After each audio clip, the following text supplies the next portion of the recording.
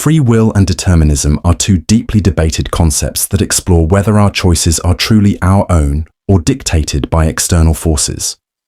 Free will suggests that we have the power to make independent decisions, like choosing what to eat or which path to take on a walk.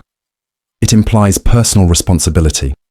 Our actions are ours alone, and we must accept the consequences. Determinism, on the other hand, argues that every decision we make is influenced by prior causes, our upbringing, environment, biology, and even unconscious mental processes. A determinist might say that choosing pizza over a sandwich isn't a free decision, but rather the result of past experiences, cravings, and circumstances beyond our control. If every action is shaped by external factors, can we truly say we are free to choose? Consider someone debating whether to go for a run or stay home. While they may feel free to decide, a determinist would argue that their choice depends on factors like fatigue, motivation, and weather, elements that have already set the decision in motion. Yet, supporters of free will point to moments where people consciously break habits, like choosing to eat healthily despite years of unhealthy choices, as proof of autonomy. Some thinkers propose a middle ground called compatibilism, which suggests that we do make choices, but those choices are shaped by external influences. For example, choosing to paint on a day off may be influenced by an existing love for art, but the act of deciding still feels personal and intentional. Scientific studies add complexity to the debate. Research shows that our brains sometimes begin preparing for actions before we consciously decide them. If neural activity precedes awareness, does that mean free will is an illusion? Some argue that early brain activity doesn't negate conscious decision-making, but rather plays a supportive role. This debate extends beyond philosophy into real-world implications. In the justice system, if determinism is true and people's actions are shaped by external factors, can they be fully blamed for wrongdoing? Should punishment focus on deterrence and rehabilitation rather than retribution? Free will also impacts self-perception. Believing in it may encourage personal growth, while determinism may promote greater empathy for the forces shaping human behavior. Everyday choices reflect this tension. Are career decisions driven by passion or societal expectations? Is quitting smoking a triumph of free will or the result of external support and conditioning? Both perspectives offer insights into human nature. The question of free will versus determinism influences how we see ourselves and others. A belief in free will may emphasize personal accountability, while determinism fosters an understanding of the forces shaping behavior. Perhaps the truth lies somewhere in between, challenging us to think deeply about how we navigate life's decisions and the extent of our control over them. Ways of thinking about truth, morality, and how we understand the world often seem simple at first, but they lead to profound questions about decision-making, ethical judgment, and human interaction.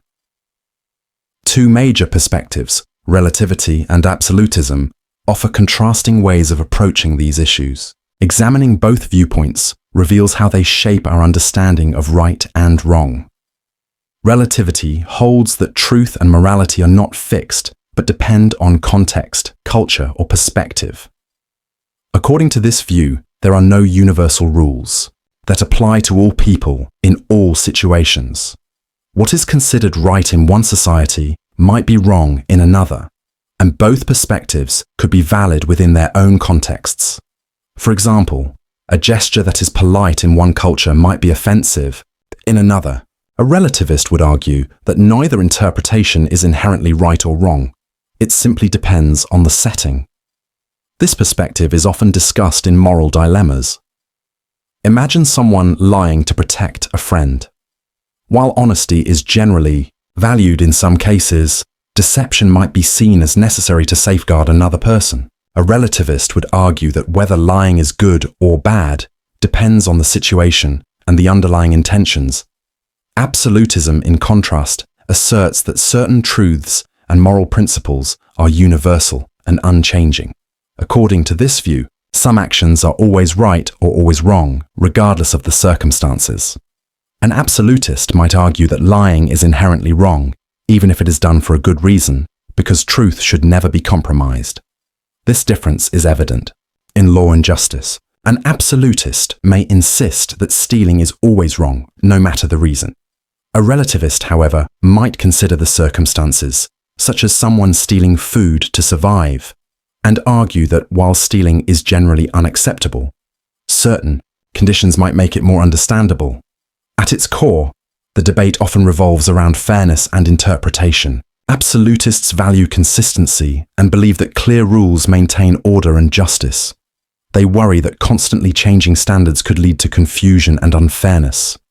Relativists, however, emphasize understanding people's unique circumstances and believe that fairness requires considering different perspectives rather than rigidly applying rules. This tension appears in everyday life. Consider two parents raising their children.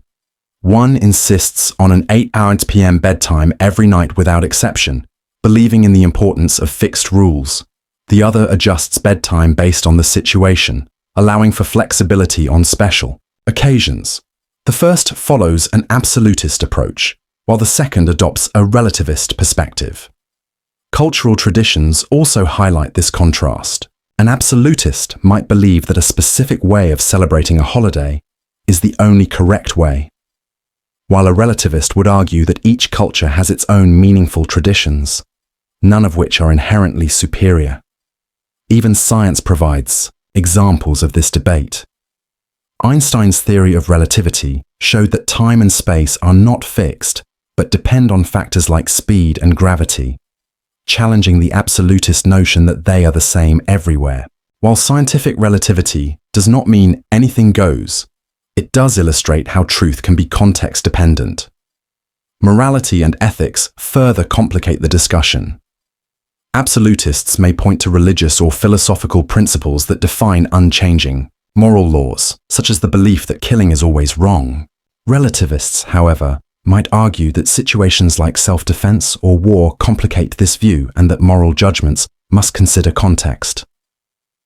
One challenge of relativism is that it can seem too permissive. If morality depends on context, where do we draw the line? Should harmful cultural practices be accepted simply because they are part of a tradition? Relativists counter that while context matters, some ethical boundaries can still be widely recognized across cultures. Absolutism, however, has its own difficulties. Rigid rules can sometimes lead to unfair outcomes. For instance, if a school enforces a strict policy that any late homework receives a 0, it may seem fair on the surface. However, if a student was late due to a family emergency, this approach might feel unjust. In such cases, relativism allows for greater understanding and flexibility. This contrast affects how people handle disagreements. Relativists tend to be more open to different perspectives, even when they disagree, while absolutists may struggle to accept views that conflict with their firm beliefs.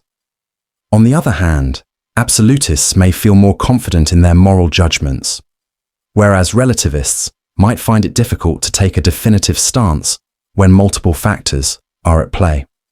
The debate also influences attitudes toward progress and change. Absolutists often resist altering long-standing traditions, believing certain values should remain fixed. Relativists, however, are more likely to embrace change, seeing it as an inevitable part of adapting to new ideas and circumstances. Most people do not fit entirely into one category. They may take an absolutist stance in some situations, such as insisting on fairness and universal justice, while adopting a relativist approach when considering personal experiences and cultural differences. Both perspectives offer valuable insights. Relativity encourages adaptability, contextual thinking, and empathy for diverse experiences. Absolutism reinforces the importance of consistency, fairness, and shared moral principles. Ultimately, the debate between relativism and absolutism is not about choosing one side over the other, but about striking a balance. Some truths and rules may need to remain firm to ensure order and justice, while others may require flexibility to account for life's complexities. By considering both perspectives, we gain a deeper understanding of morality, truth, and the way we interact with the world. Experience does not always reflect reality. Often, things appear one way on the surface, but reveal something entirely different beneath.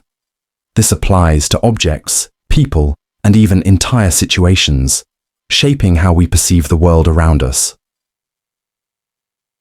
Appearance refers to how something looks or seems at first glance, while reality is the deeper truth hidden beneath that surface.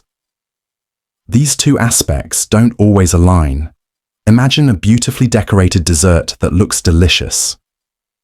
Its colors and presentation create the expectation of a delightful taste. But when you take a bite, it turns out to be bland or unpleasant. The appearance suggested one thing, yet the reality was entirely different. This contrast extends to people as well. Consider meeting someone who seems warm and kind at first. Their words and gestures make them appear trustworthy. But over time, you may notice that their actions do not match their words. They may have been putting on a facade for their own reasons. This disconnect between how people present themselves and who they truly are is a common example of appearance, clashing with reality. Situations, too, can be misjudged when we rely solely on surface impressions. Imagine seeing someone sitting alone at a party. You might assume they are lonely or unhappy, but in reality, they could be perfectly content enjoying a moment of solitude. First impressions are often formed from what we see, but they are not always accurate. Throughout history, literature, philosophy, and science have all explored the tension between appearance and reality. Many classic stories warn against judging based on surface impressions.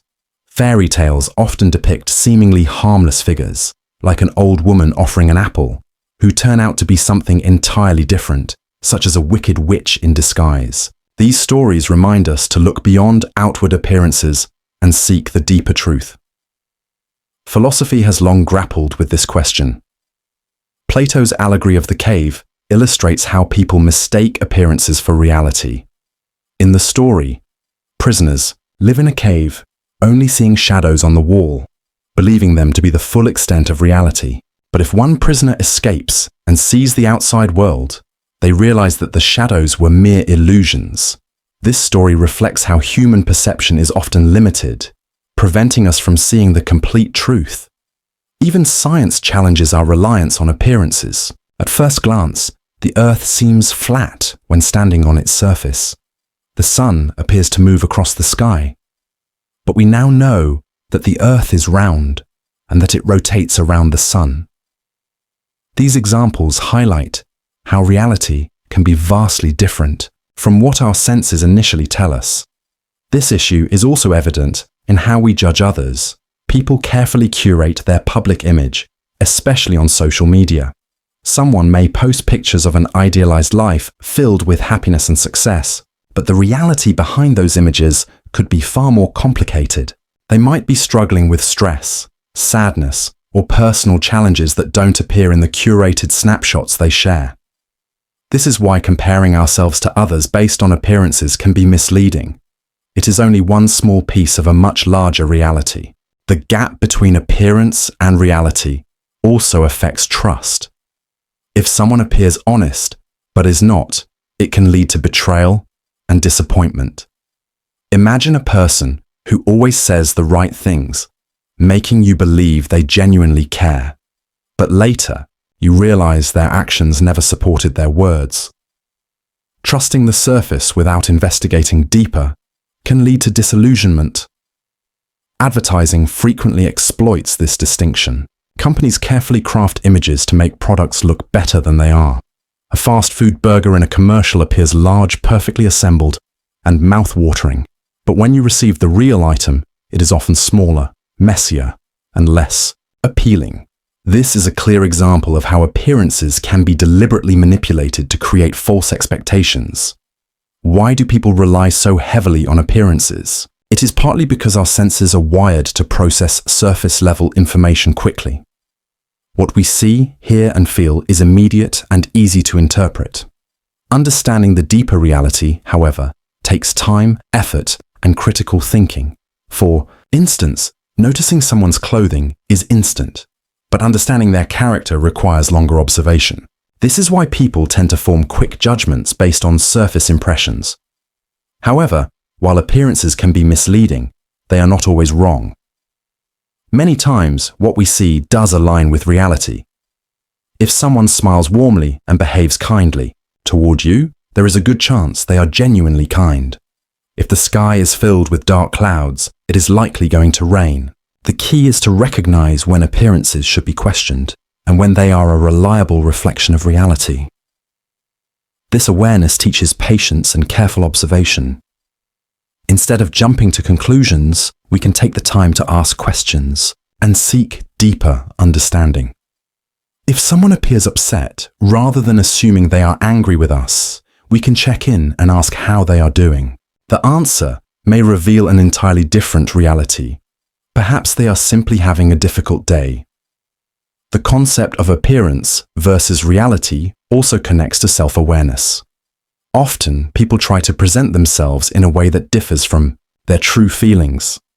A person may act confident in a job interview despite being nervous inside. While projecting a certain image can sometimes be helpful, it is also important to remain honest with oneself about personal emotions and identity. Ultimately, the lesson of appearance versus reality is to look beyond the surface.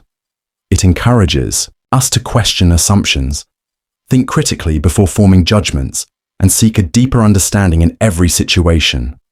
Whether considering people, experiences, or the world around us, there is often far more happening beneath the surface than we initially perceive. By maintaining curiosity and thoughtfulness, we can move closer to uncovering the reality behind appearances. One of the oldest and most profound questions humans have asked is why bad things happen in a world that many believe is governed by a good and powerful God. If God is all-loving and all-powerful, why does evil exist? This question has puzzled philosophers, theologians, and skeptics for centuries, and no single answer has fully resolved its complexity. Imagine a world without suffering, a place where there is no pain, no injustice, and no tragedy. If God is both good and capable of anything, it seems logical that such a world would exist. Yet when we look around, we see a very different reality. People fall ill, natural disasters destroy homes, and human beings sometimes deliberately harm one another. This contradiction is known as the problem of evil. How can suffering and wrongdoing exist if God is both loving and omnipotent? To understand this dilemma more clearly, it is helpful to distinguish between two types of evil. The first is moral evil, which stems from human actions: lying, stealing, harming others. This kind of evil results from choices people make. The second type is natural evil, which includes disasters like earthquakes, floods, and diseases, events that occur independently of human decisions. One common explanation for the existence of moral evil is the concept of free will. Many believe that God granted human beings the ability to make their own choices. This freedom allows people to love, create, and do good, but it also means they have the capacity to choose harm and wrongdoing. If God removed the possibility of making bad choices, true freedom would not exist. For example, if a person were incapable of lying, their honesty would not be a genuine choice. It would be imposed upon them. Those who support this idea argue that free will, despite its risks, is a necessary condition for meaningful moral actions. However, free will does not account for natural evil. A hurricane is not the result of a moral decision, nor is cancer caused by someone choosing to do harm. Some argue that natural disasters and diseases are simply part of how the world functions. Earthquakes result from the shifting of tectonic plates, and diseases arise from biological processes. These mechanisms sustain life, even though they also bring suffering. Without the natural forces that shape the planet, life itself might not exist. Others suggest that suffering serves a purpose, acting as a test or a means of growth. Difficult experiences, they argue, can build resilience, foster compassion, and lead to greater wisdom. Someone who endures a serious illness may develop a deeper empathy for others who are suffering. This perspective suggests that While pain is difficult to understand, it may have a meaningful role in human development. However, this explanation can be difficult to accept, especially in cases of extreme suffering, such as the death of a child or large-scale tragedies. Some take the position that human beings simply lack the perspective to fully grasp God's reasons for allowing evil. This idea, often called the greater good defense, suggests that what appears to be unnecessary suffering may serve a purpose beyond human comprehension, like a puzzle, where only a few pieces are visible to us, while God sees the complete picture. While this perspective provides comfort to some, others find it unsatisfying because it does not offer a clear, tangible answer. On the other side of the debate, some see the existence of evil as evidence against the existence of an all-powerful, benevolent God. They argue that if God were both good and omnipotent, suffering should not exist. Since suffering is a reality, they conclude that God must either not exist or not possess the qualities traditionally attributed to him. This argument is one of the most common foundations for atheism. Others take a middle ground, believing in God, but suggesting that he does not intervene in every aspect of life. This perspective, known as deism, proposes that God created the universe, but allows it to operate on its own, like a clock that has been wound up and left to run. In this view, God does not interfere to prevent every act of evil or disaster, leaving the world to follow natural laws. The problem of evil is not merely a philosophical puzzle, it is deeply personal. When people suffer, they often ask, "Why did this happen to me?" Different individuals find different ways to cope. Some turn to faith, believing that God provides strength and support in times of hardship.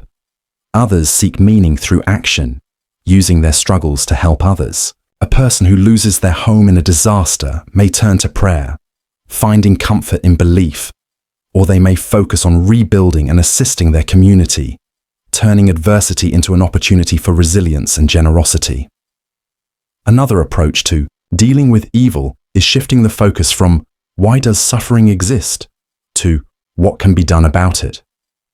Rather than seeking ultimate answers, some people choose to confront suffering through kindness and action. When faced with poverty or injustice, they work to help those in need. This perspective does not solve the problem of why suffering exists, but it seeks to make the world better in spite of it. Ultimately, the problem of evil remains one of the most challenging and enduring questions in human thought. Some find resolution in faith, trusting that God has a plan, even if it is beyond human understanding. Others look to science and philosophy, seeking natural explanations for why suffering occurs. And some accept that life contains both joy and hardship, choosing to focus on making the most of the time they have. While no single answer fully resolves the question, the problem of evil challenges us to think deeply about our beliefs, our responses to suffering, and our role in the world. It serves as a reminder that life is complex and uncertain, but it also invites us to respond with compassion, strength, and courage in the face of its greatest mysteries. What does it mean to exist? And what does it mean to not exist? These questions might seem simple at first, but they are among the most difficult and profound mysteries of human thought. Philosophers, writers, and thinkers have struggled for centuries to understand them, yet the answers remain elusive. To exist is to be, to have presence, reality, or life. A tree, a person, or even an abstract concept like love can all be said to exist. Every day, we experience existence without thinking much about it. The sky, music, the warmth of the sun. These are all aspects of being, things that are real and present in our world. Nothingness, on the other hand, is the absence of being. It is the state where something does not exist. Imagine an empty room, with no people, no furniture, no sound, only emptiness. Now take that idea even further and imagine absolute nothingness, where not even space, air, or time exists. This is a difficult concept to grasp because our minds are conditioned to think in terms of things that exist. Nothingness is unsettling because it stands in direct contrast to everything we know. Philosopher Jean-Paul Sartre explored the relationship between being and nothingness, arguing that nothingness is central to the human experience. Unlike rocks or trees which simply exist, human beings are constantly aware of what they are not, and what they could become. This awareness means that nothingness is always present in our lives, even if we don't recognize it. Consider this example. You are sitting in a cafe, waiting for a friend. You see people around you talking, drinking coffee, reading. These are all examples of being, things that exist in that moment. But then you notice that your friend is not there. Their absence is a form of nothingness. This realization changes how you feel. You might feel disappointed, frustrated, or even worried. Even though nothingness is not something you can see or touch, it affects your experience in a very real way. Sartre also believed that human beings are unique because we can imagine what does not exist. If you have a job that makes you unhappy, you can picture a different life, one where you do something more fulfilling. This imagined life is a kind of nothingness. It does not exist in reality, yet it has the power to influence you. It might inspire you to change careers or take risks you wouldn't have considered before. Sartre saw this ability to envision possibilities as the essence of human freedom. With this freedom comes responsibility. If we are truly free to choose, then we must also take responsibility for our choices. This can be an overwhelming realization. There is no one else to blame if things go wrong, no predetermined path we are forced to follow. We must define our own existence, and that responsibility can be both liberating and frightening. The idea of nothingness also plays a role in how we experience loss. When someone we love dies, their absence becomes a profound nothingness in our lives. We feel the space they once occupied, even though they are no longer there. This absence can be painful, but it also serves as a reminder of how much they meant to us. Being and nothingness are constantly intertwined. What we have and what we lack shape our emotions, our decisions, and our understanding of the world. Creativity is another way in which being and nothingness interact. When an artist begins with a blank canvas, it is a kind of nothingness. There is nothing there yet.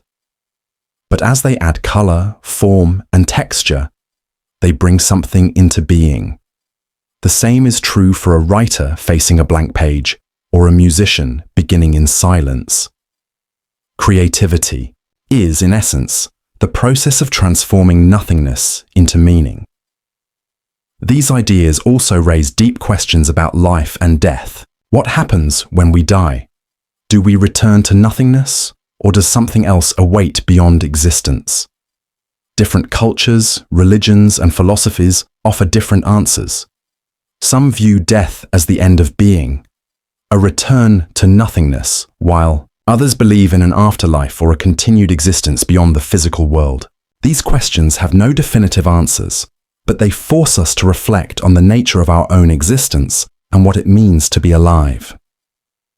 Even in everyday life, the interplay between being and nothingness is constantly shaping our experiences. A cancelled trip, a missed opportunity, or a relationship that never happened all represent forms of nothingness.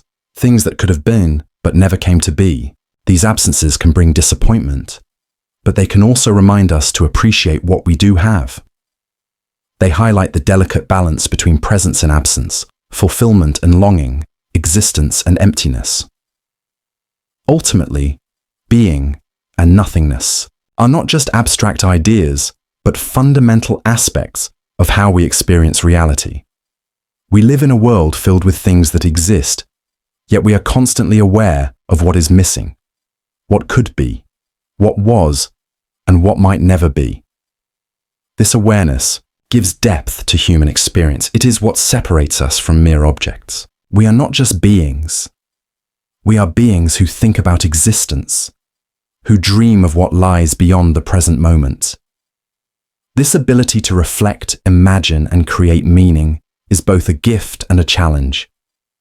It forces us to confront uncertainty, to wrestle with questions that may never have clear answers. Yet it is also what makes life rich, complex, and deeply human.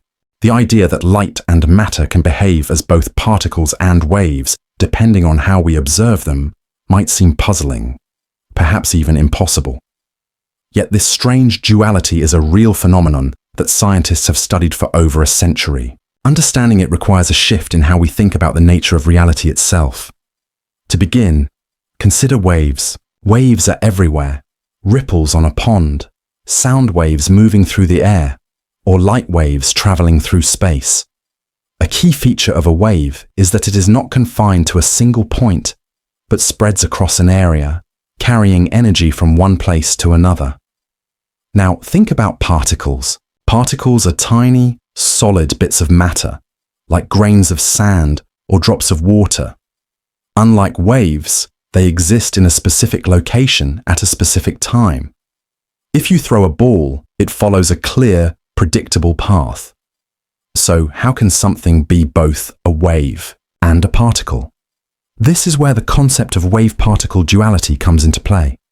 For a long time, scientists believed light was purely a wave. It could bend around obstacles and interfere with itself, just like water waves flowing around a rock. But in the early 20th century, something unexpected was discovered.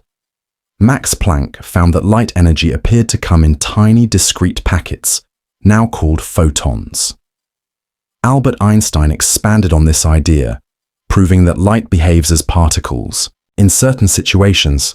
For instance, when light hits a metal surface, it can knock electrons loose, a phenomenon known as the photoelectric effect. This only makes sense if light is made of particles. Yet, light does not stop behaving like a wave. When passed through two narrow slits, light creates an interference pattern, alternating bright and dark bands, something that only waves do. This meant that light was not just a wave or a particle, it was somehow both. Then came an even more astonishing discovery. Electrons, which we usually think of as particles, also exhibit this wave-like behavior. If electrons are sent through two slits, they form the same interference pattern as light, as if they are waves passing through both slits simultaneously. But here's where it gets even stranger. The very act of observing the electrons changes their behavior. If a detector is placed to measure which slit an electron goes through, the interference pattern disappears, and the electron acts like a particle, traveling through only one slit. Without measurement, it behaves like a wave passing through both slits at once. This suggests that observation itself influences reality, a baffling concept that remains one of the great mysteries of quantum mechanics. Scientists do not yet fully understand why this happens, but we do know that wave-particle duality is deeply embedded in the laws of quantum mechanics, the field that governs the behavior of tiny particles like electrons and photons. This idea has profound implications. In the everyday world, things are either here or there, solid or not. But at the quantum level, particles exist in a kind of in-between state, neither purely a particle nor purely a wave, but something more complex. This duality helps explain why atoms and molecules behave as they do. Electrons, for instance, do not orbit the nucleus of an atom like tiny planets around the sun. Instead, they exist in wave-like clouds of probability, which determine how atoms bond to form the substances that make up our world. Wave-particle duality is not just a theoretical curiosity, it has real-world applications. Technologies like lasers, solar panels, and medical imaging devices all rely on our understanding of light's dual nature. Quantum mechanics, which builds on wave-particle duality, is the foundation of modern computing and is paving the way for breakthroughs like quantum computing. One way to picture this phenomenon is to imagine someone wearing two different hats. Sometimes they wear one, sometimes the other, depending on the situation. Light and matter do the same, switching between their wave and particle hats based on how we observe them. As strange as it may seem, wave-particle duality is a fundamental part of nature. It challenges our assumptions about reality and reminds us that the universe does not always follow the rules we expect. Instead, it operates according to its own deep and mysterious principles, ones we are only beginning to understand. For decades, the paradox of Schrödinger's cat has puzzled and fascinated people, blending science, logic, and imagination to explore the mysterious behavior of tiny particles. It's a thought experiment that highlights the strange and mind-bending nature of quantum mechanics, a branch of science that governs the behavior of atoms and subatomic particles. Unlike the familiar objects we see in everyday life, these tiny entities can exist in multiple states at once, defying our classical understanding of reality. One of the most bizarre ideas in quantum mechanics is called superposition. In simple terms, superposition means that a particle can exist in multiple states simultaneously until it is observed or measured. An electron, for example, can spin in two directions at once, or a photon of light can travel along two different paths at the same time.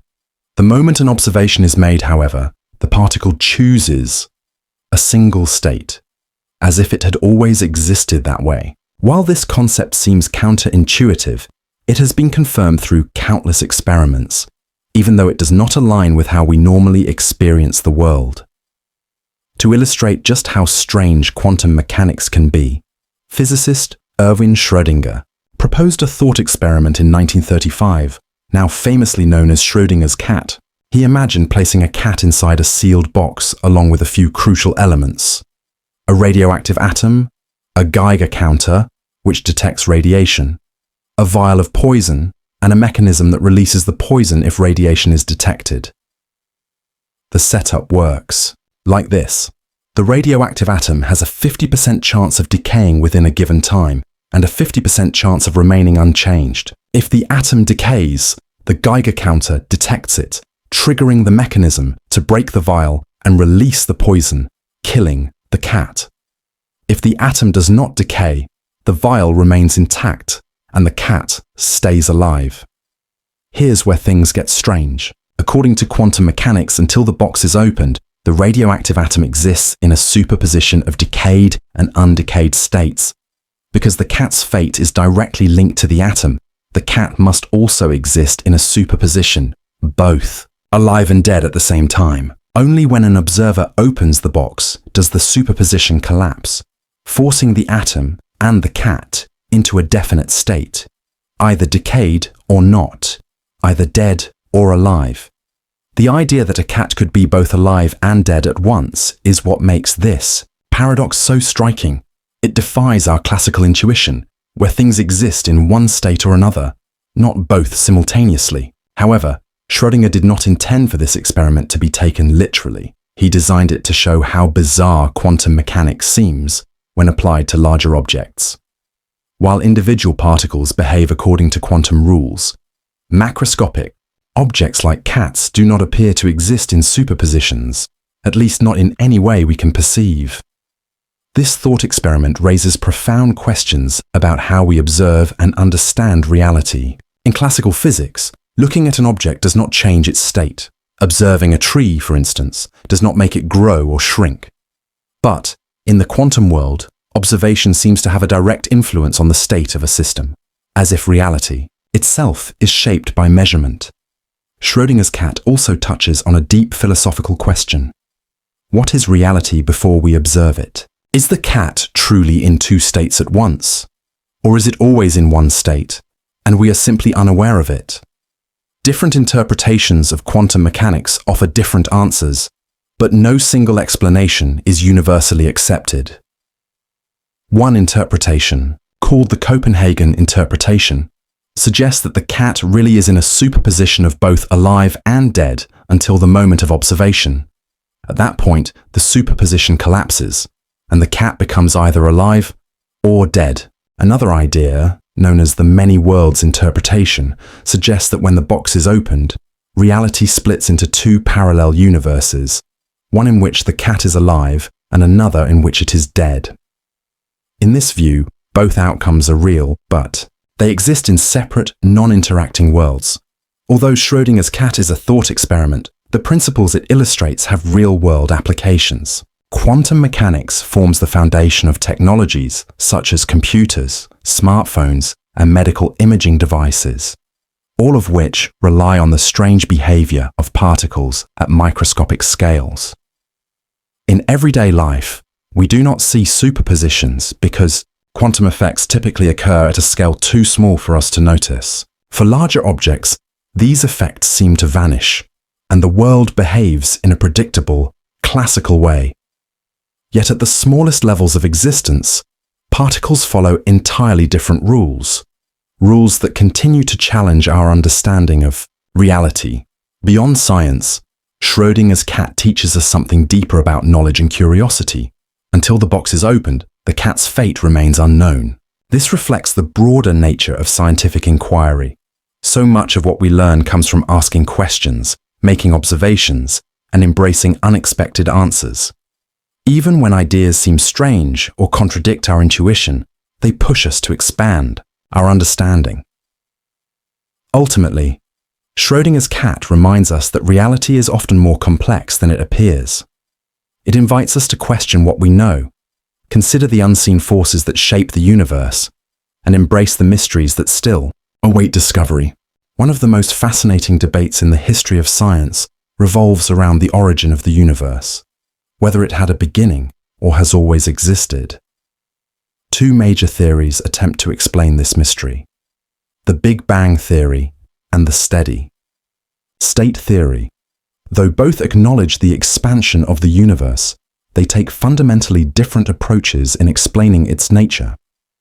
The Big Bang theory proposes that the universe began as a singularity, a point of infinite density and temperature about 13.8 billion years ago. In an instant, this singularity rapidly expanded, initiating the formation of everything we see today. A useful analogy is a balloon. When deflated, it is small, but as air is blown into it, it expands. The universe, according to this theory, functions in a similar manner. In its earliest moments, it was extremely hot and dense, but as it expanded, it cooled down. Tiny particles formed, eventually clustering together to create atoms, which later combined to form stars, galaxies, and all other cosmic structures. A key observation supporting the Big Bang theory is the fact that galaxies appear to be moving away from us, not because they are traveling through space, but because space itself is expanding, carrying them along. This discovery aligns with the idea that the universe originated from a much smaller, denser state. In contrast, the steady state theory offers an entirely different perspective. It suggests that the universe has no beginning or end, but has always existed in its current form. According to this model, as the universe expands, new matter is continuously created to fill the gaps, maintaining a constant density overall. An analogy would be a loaf of bread rising in an oven. Though the loaf expands, small bits of dough continuously form throughout, keeping its structure seemingly unchanged. The steady state theory proposes that the universe has always been expanding in this manner and that it has no singular point of origin. At first glance, both theories might seem plausible. After all, the universe is expanding and both models account for this observation. However, scientific theories must be tested against evidence, and one key discovery provided a major blow to the steady-state theory: the cosmic microwave background, CMB, radiation. This faint glow of radiation permeates the entire universe and is essentially an afterglow from the early universe, dating back to just a few 100,000 years after the Big Bang. The existence of the CMB was a prediction of the Big Bang theory, and its discovery in the 1960s provided strong confirmation of the theory. The steady-state theory, however, could not explain this phenomenon. Another crucial piece of evidence comes from the distribution of galaxies in the universe. The Big Bang theory predicts that the universe should look different at various points in its history. Because light takes time to travel, looking at distant galaxies is equivalent to looking back in time. Observations reveal that galaxies in the past were younger and more densely packed, aligning with the idea of an evolving universe. The steady-state theory, which asserts that the universe remains unchanged over time, fails to account for this evidence. The journey toward accepting the Big Bang Theory was gradual, built upon decades of observation and research. In the 1920s, astronomer Edwin Hubble made a groundbreaking discovery. Galaxies are moving away from us, and the farther they are, the faster they recede. This provided the first major clue that the universe was expanding.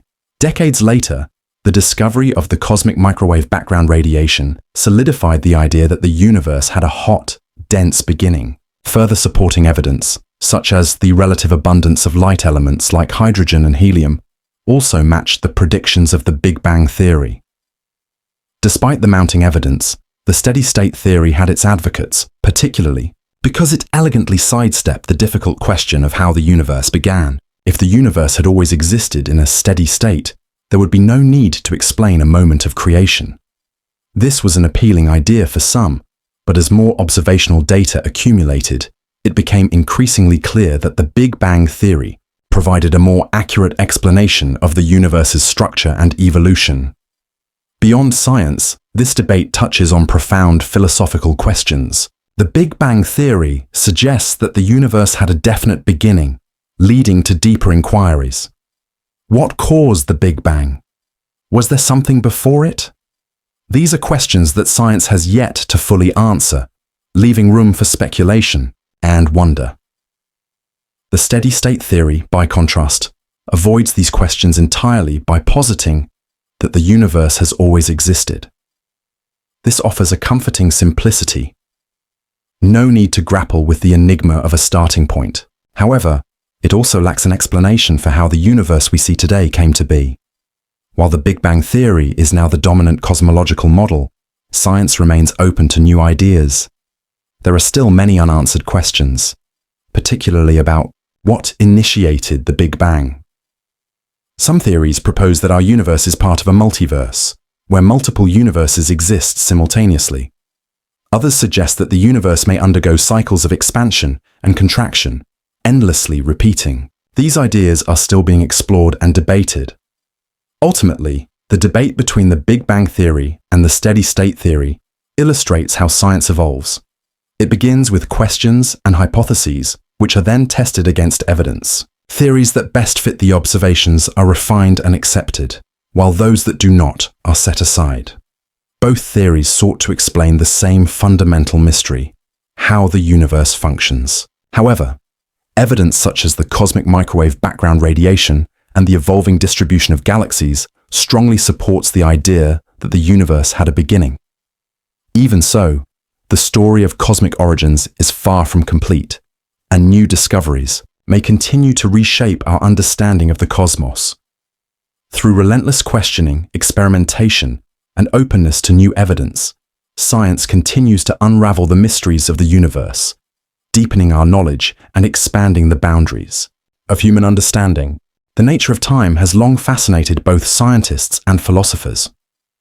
On the surface, time appears to move in a single direction, what we call time's arrow, but the fundamental laws of physics suggest that time could just as easily run backward. This contradiction raises profound questions about why we experience time the way we do. Time's arrow describes the unmistakable forward flow of time that we observe in everyday life. Events unfold in a clear sequence. The past leads to the present, which in turn shapes the future. A broken egg does not spontaneously reassemble. Smoke rises from a fire, but never returns to the wood.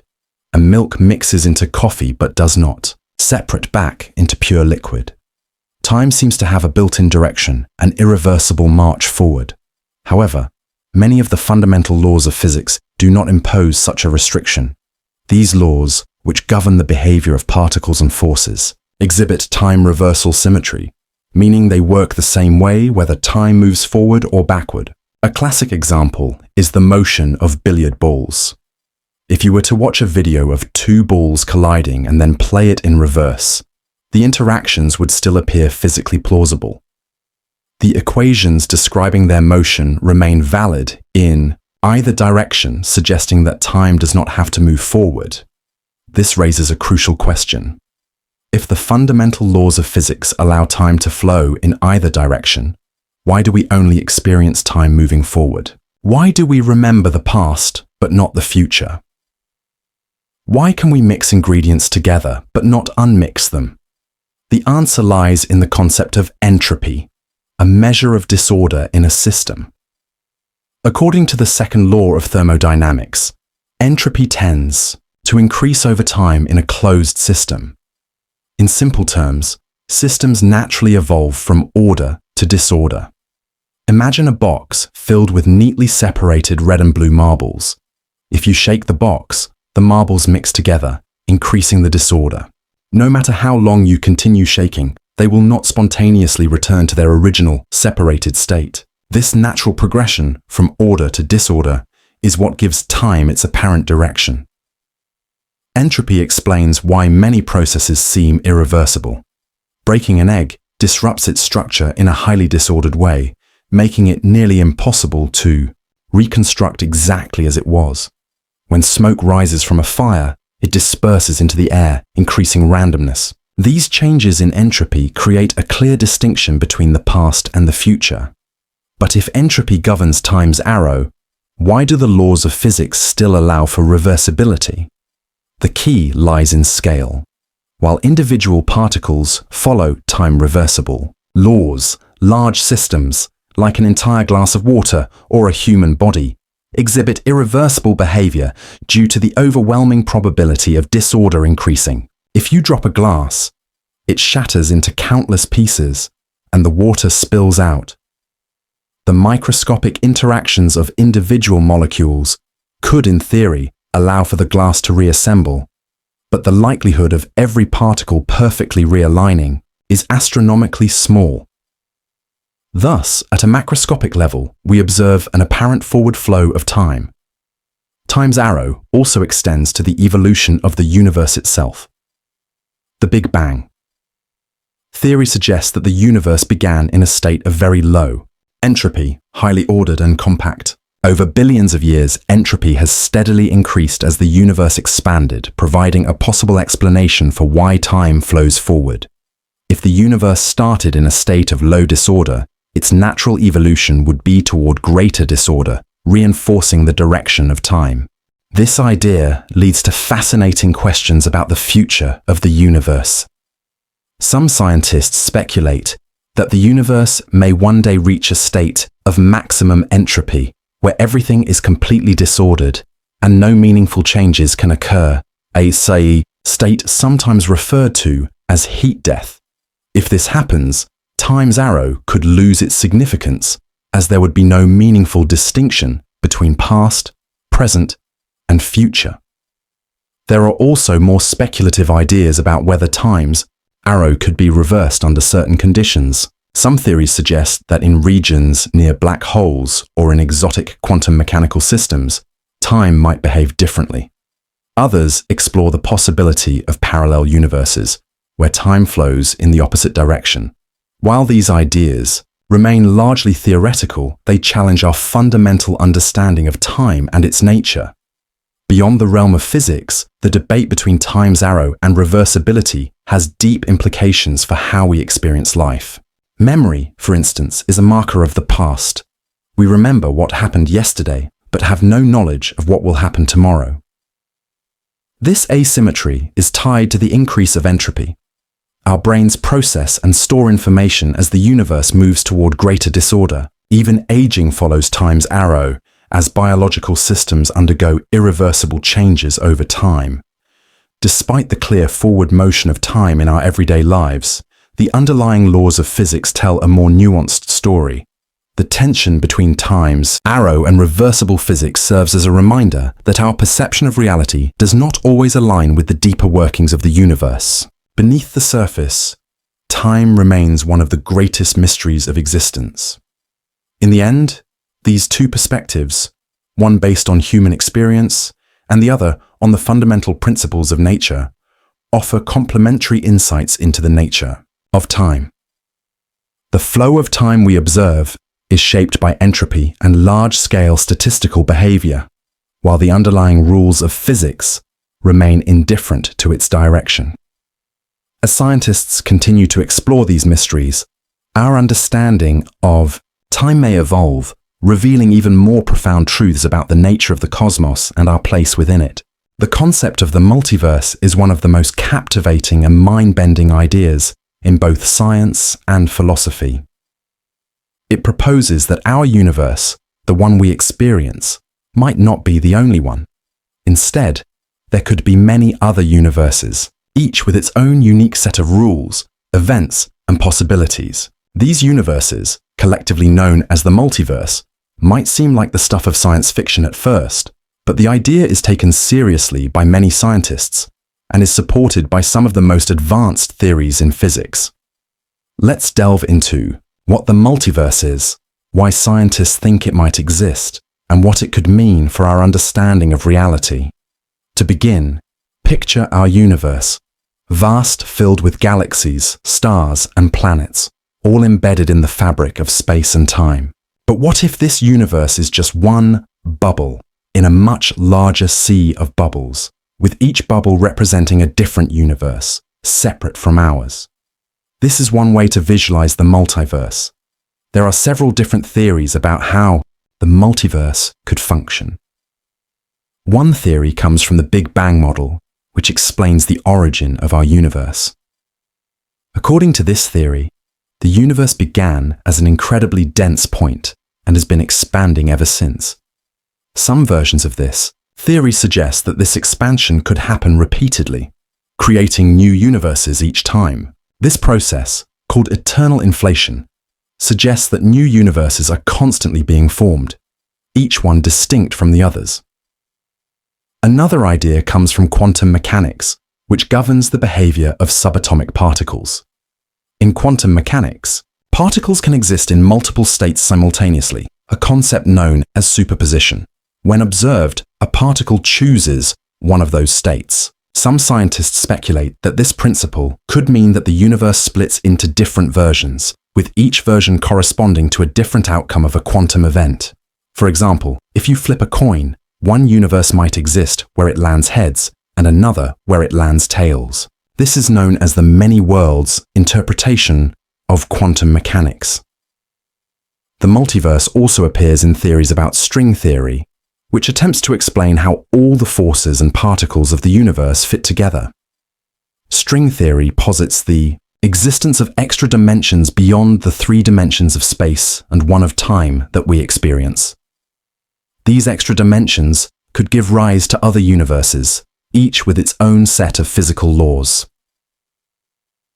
If the multiverse exists, it opens up extraordinary possibilities. For one, it means there could be universes where things are fundamentally different from what we know. In some universes, gravity might be stronger or weaker, or stars might not exist at all. There could even be universes where life evolved in ways unimaginable to us, or where fundamental constants of nature, like the speed of light, differ from those in our own universe. The multiverse might also help explain some profound mysteries in our own universe. For example, scientists have long puzzled over why the laws of physics in our universe seem perfectly tuned to allow life to exist. If certain constants, like the strength of gravity, were even slightly different, stars and planets might never have formed, and life as we know it couldn't exist. This is known as the fine-tuning problem. The multiverse offers one potential explanation. If there are countless universes, each with different laws of physics, it's not surprising that we happen to live in one where the conditions are just right for life. After all, we wouldn't be here to ask the question if the conditions weren't suitable. However, the idea of the multiverse presents significant challenges. One major issue is whether we can ever prove that other universes exist. By definition, other universes would be separate from ours, meaning we may never be able to observe or measure them directly. For now, the multiverse remains a hypothesis, fascinating but unproven. Still, scientists are searching for clues. One method involves studying the cosmic microwave background, CMB, the faint radiation left over from the Big Bang. If our universe has collided with others, these collisions could leave traces in the CMB that we might be able to detect. So far, No definitive evidence has been found, but the search continues. The multiverse also raises deep philosophical questions. If there are countless universes, what does that mean for our place in the cosmos? Are we just a tiny part of a much larger, more complex reality? And if there are versions of ourselves in other universes, what does that mean for our sense of identity and free will? These questions don't have easy answers, but they challenge us to think about reality in new and profound ways. Another question concerns the origin and fate of the multiverse. If universes are continuously created, does this mean the multiverse is infinite? And if it is, does that imply every possible version of events must occur somewhere? These ideas are hard to comprehend, but highlight how much we still need to learn about the nature of existence. The multiverse concept is more than just an abstract idea. It's a way to explore some of the most fundamental mysteries of science. By considering other universes, scientists are pushing the boundaries of what we know about space, time, and reality itself. Even if we never find direct evidence for the multiverse, studying it can still deepen our understanding of our own universe and our place within it. Whether or not the multiverse exists, the very idea ignites curiosity and wonder. It reminds us that the universe we see might be just one piece of a much larger, more intricate reality. By asking big questions and exploring new possibilities, we continue to expand our knowledge of the cosmos and our place in it, and that, in itself, is one of the most exciting aspects of science. The debate between individualism and collectivism centers around how individuals relate to society and how they balance personal freedom with the needs of the group. These two concepts shape cultures, communities, and even personal relationships in distinct ways. Let's break down what these ideas mean and how they influence our daily lives. Individualism is the belief that the individual is the most important. In individualist cultures, people prioritize personal goals, choices, and achievements. The idea is that everyone should have the freedom to follow their own path and make independent decisions. Independence and self-reliance are highly valued. For example, in an individualist society, a person might prioritize their career over staying close to family and may move to a new city for a better job opportunity, seeing personal success as more important than staying in their hometown. On the other hand, collectivism values the group over the individual. In collectivist cultures, the focus is on the needs of the family, community, or society as a whole. The belief is that by working together and supporting one another, the group becomes stronger. For instance, in a collectivist society, a person might remain in their hometown to care for aging parents or help with the family business, even if it means putting aside personal dreams. Both individualism and collectivism have their strengths and weaknesses. They reflect different approaches to how people relate to one another and navigate their social world. One strength of individualism is that it fosters personal freedom and creativity. People are free to pursue their own interests, make choices that suit them, and express themselves. This can lead to innovation, as individuals are encouraged to think independently and come up with new solutions. For example, in individualist societies, people may start their own businesses or pursue artistic careers, even if it means taking significant risks. The emphasis on personal responsibility also means individuals are encouraged to work hard and succeed on their own. However, individualism can have its downsides. When people focus too much on their own needs and desires, it can lead to isolation or a lack of community support. For instance, someone who is primarily focused on their career may find themselves feeling lonely if they don't maintain close connections with family or friends. In some cases, individualism can also foster unhealthy competition, where people are so focused on being the best that they forget the importance of collaboration. Collectivism, on the other hand, has its own set of strengths. It emphasizes teamwork, loyalty, and the idea that people should look out for one another. In collectivist cultures, relationships are often very strong. because people spend time supporting their families, friends, and communities. For example, in collectivist societies, people might come together to celebrate festivals or provide assistance to those in need. This focus on the group can foster a strong sense of belonging and purpose. However, collectivism also has its drawbacks.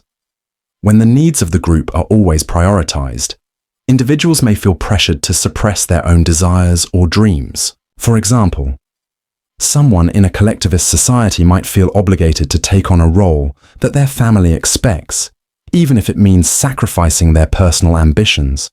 In extreme cases, collectivism can lead to conformity, where people feel compelled to think or act in a certain way just to fit in, even if it goes against their true beliefs or desires. These two ways of thinking are not confined to cultures alone. They also show up in everyday situations. In an individualist workplace, employees may be rewarded based on their personal performance, with promotions going to those who stand out or achieve the most. In a collectivist workplace, the focus might be on teamwork and cooperation, with success measured by how well the whole team performs, rather than just one person. In families, the balance between individualism and collectivism can look very different, depending on the culture. In an individualist family, a young adult may move out and live independently as soon as possible, valuing their personal freedom. In a collectivist family, they might stay with their parents longer, helping with household responsibilities and valuing the family unit over individual desires. The way success is defined is another way to understand these differences. In individualist cultures, success is often measured by personal achievements, getting a good job, earning money, or being recognized for individual skills. In collectivist cultures, success may be about how much you contribute to your family or community, emphasizing collective well-being over personal gain. It's important to note that no culture is entirely individualist or entirely collectivist. Most societies contain a blend of both ideas. For example, a country might prioritize individual freedom in areas like career choices, while emphasizing collectivist values when it comes to family responsibilities. Similarly, individuals can blend these concepts in their own lives. Someone might pursue their goals, but still make time to support loved ones. Ultimately, the debate between individualism and collectivism isn't about choosing one side over the other. It's about finding a balance. In some situations, focusing on personal needs makes sense, while in others, putting the group's needs first is more important. For example, when choosing a career, it may be essential to follow personal dreams. But if a friend is in trouble, putting their needs first and offering support is equally crucial. Both individualism and collectivism offer valuable lessons. Individualism teaches us to value personal freedom, take responsibility for our choices, and embrace creativity. Collectivism highlights the importance of community, teamwork, and looking out for one another. By understanding both perspectives, we can find ways to balance our own needs with the needs of those around us. At its core, this debate challenges us to think about how we live together as people and what we owe to ourselves and others. Exploring these ideas can help us create a world where both individuals and communities can thrive. The debate between tradition and progress revolves around the balance between preserving the past and embracing change. On one hand, tradition emphasizes continuity, the customs and practices passed down through generations. On the other, progress focuses on innovation, improvement, and moving forward. While both ideas are important, they often clash, leaving people to question which should take precedence. Tradition is about maintaining what has worked in the past, offering stability and a sense of identity. Traditions can range from simple acts, like celebrating holidays in a certain way, to more complex cultural or religious rituals. For many, traditions provide a deep connection to their ancestors and heritage.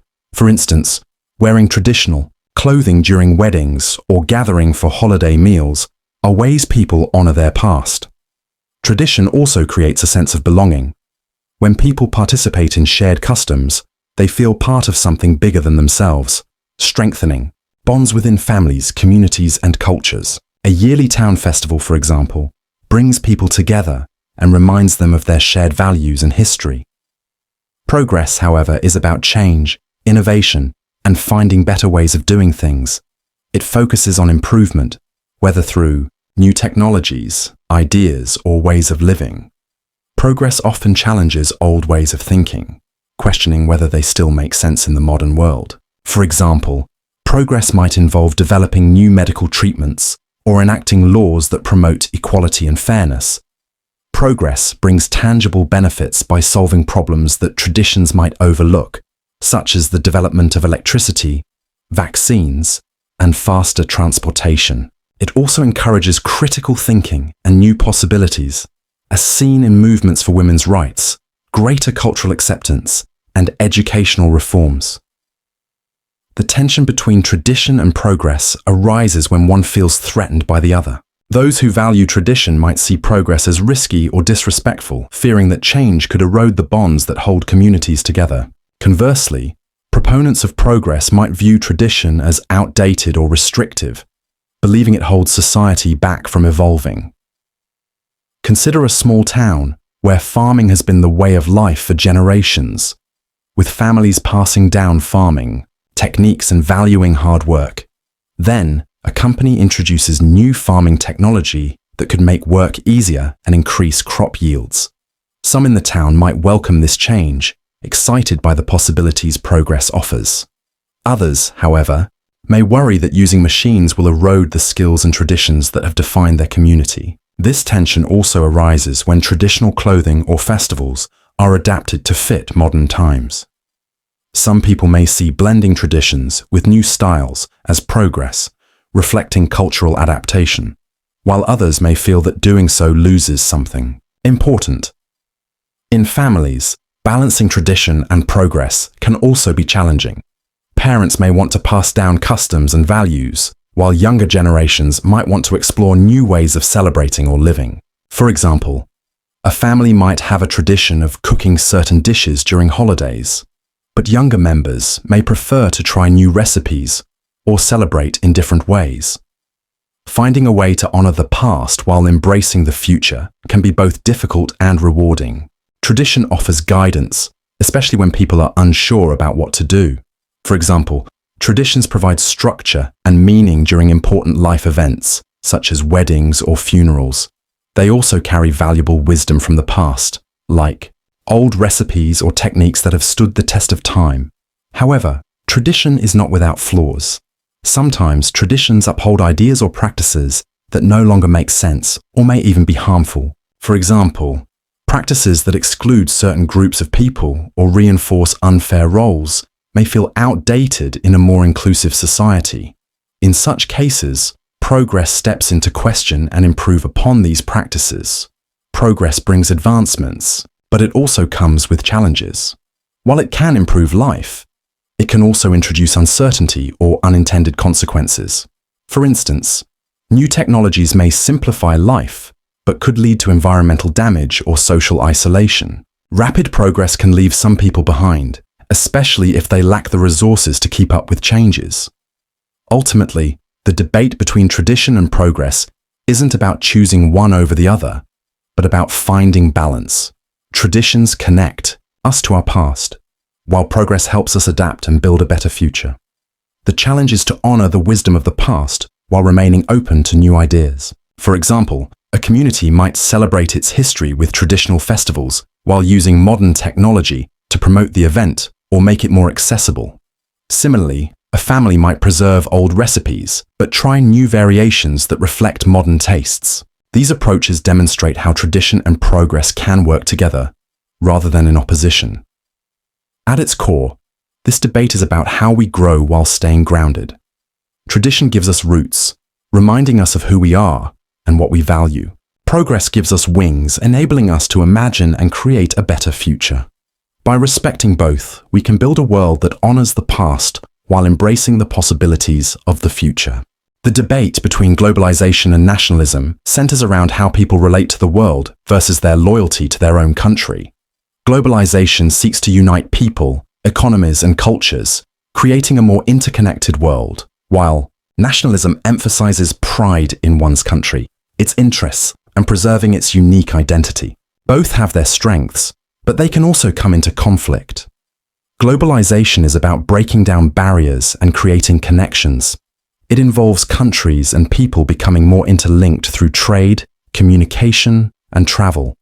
For example, when you purchase a smartphone, it might be designed in one country, assembled in another, and contain parts made in various countries. This global cooperation allows businesses to grow, ideas to spread, and people to experience goods and cultures from around the world. One major benefit of globalization is economic growth. By trading with other countries, businesses can expand their reach and create more jobs, while consumers benefit from a wider variety of products at lower prices. For instance, fruits like bananas or avocados, which might not be native to your country, are often available year-round thanks to global trade. Globalization also helps ideas and cultures spread more easily. The internet has made it simpler than ever for people to connect across borders, with music, movies, food, and fashion quickly gaining international popularity. This cultural exchange can foster greater understanding and appreciation between people from different countries. However, globalization has its downsides. One concern is inequality. While some people and businesses thrive in the global economy, others struggle. Small local businesses may find it difficult to compete with larger international companies, and jobs can be outsourced to other countries, leaving workers in one area without opportunities. This has led some people to feel left behind by globalization. Additionally, globalization can result in a loss of cultural identity. As global trends dominate, smaller or more traditional cultures may feel overshadowed. Local languages, customs, or art forms can sometimes be replaced by global ones, causing people to worry about losing what makes their culture unique. Nationalism, in contrast, is about prioritizing one's own country. It's the belief that a nation should protect its own people, traditions, values, and interests. Nationalism often promotes pride in a country's history and achievements. For example, celebrating national holidays, promoting local industries, or supporting homegrown products are ways people express nationalism. One strength of nationalism is that it fosters unity. When people feel connected to their country, they are more likely to collaborate to solve problems or achieve goals. For example, a nation recovering from a natural disaster might find strength in its people's shared identity and determination.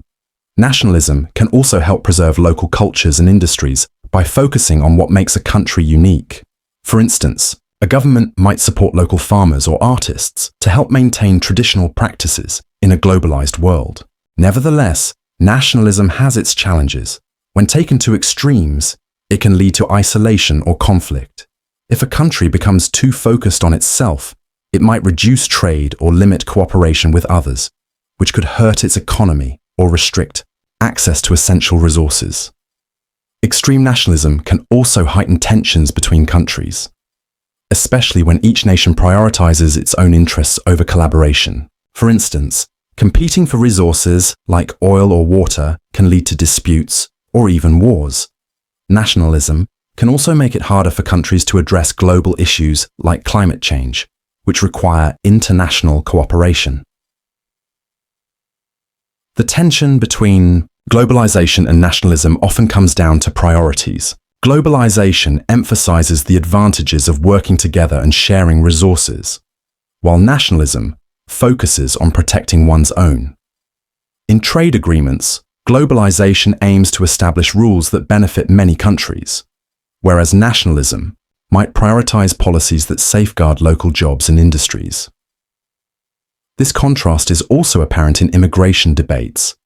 Globalization encourages the free movement of people seeking opportunities, while nationalism may advocate for limiting immigration to protect jobs and resources for citizens. Both sides raise valid points, and finding a balance can be challenging.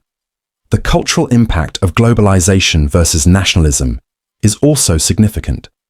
Globalization encourages cultural exchange, where countries can blend and learn from one another, fostering a shared experience. Nationalism, however, may emphasize preserving traditions and limiting outside influences.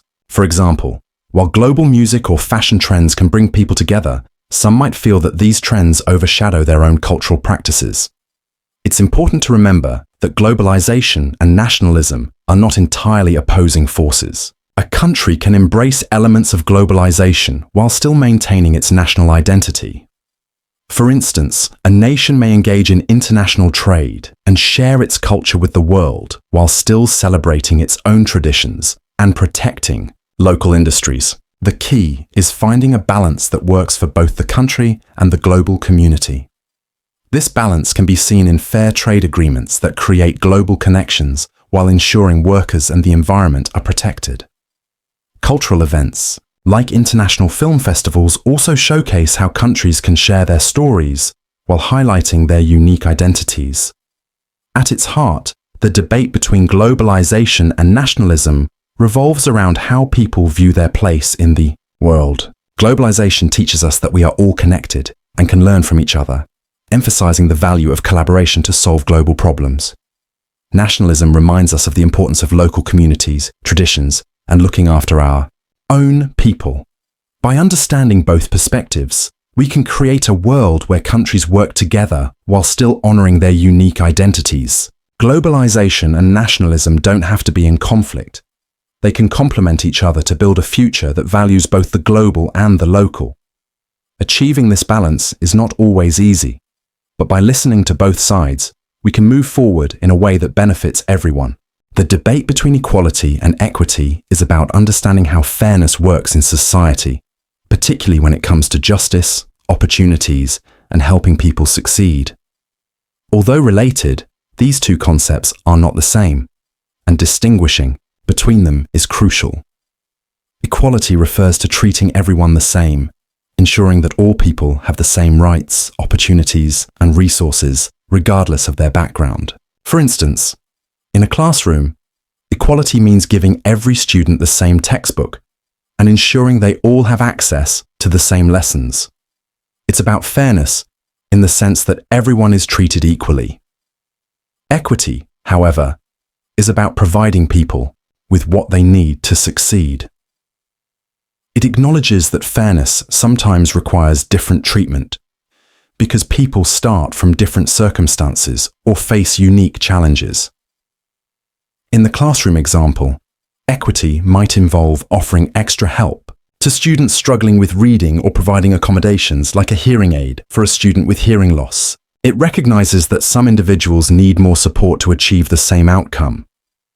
The key difference between equality and equity is that equity considers people's varying circumstances.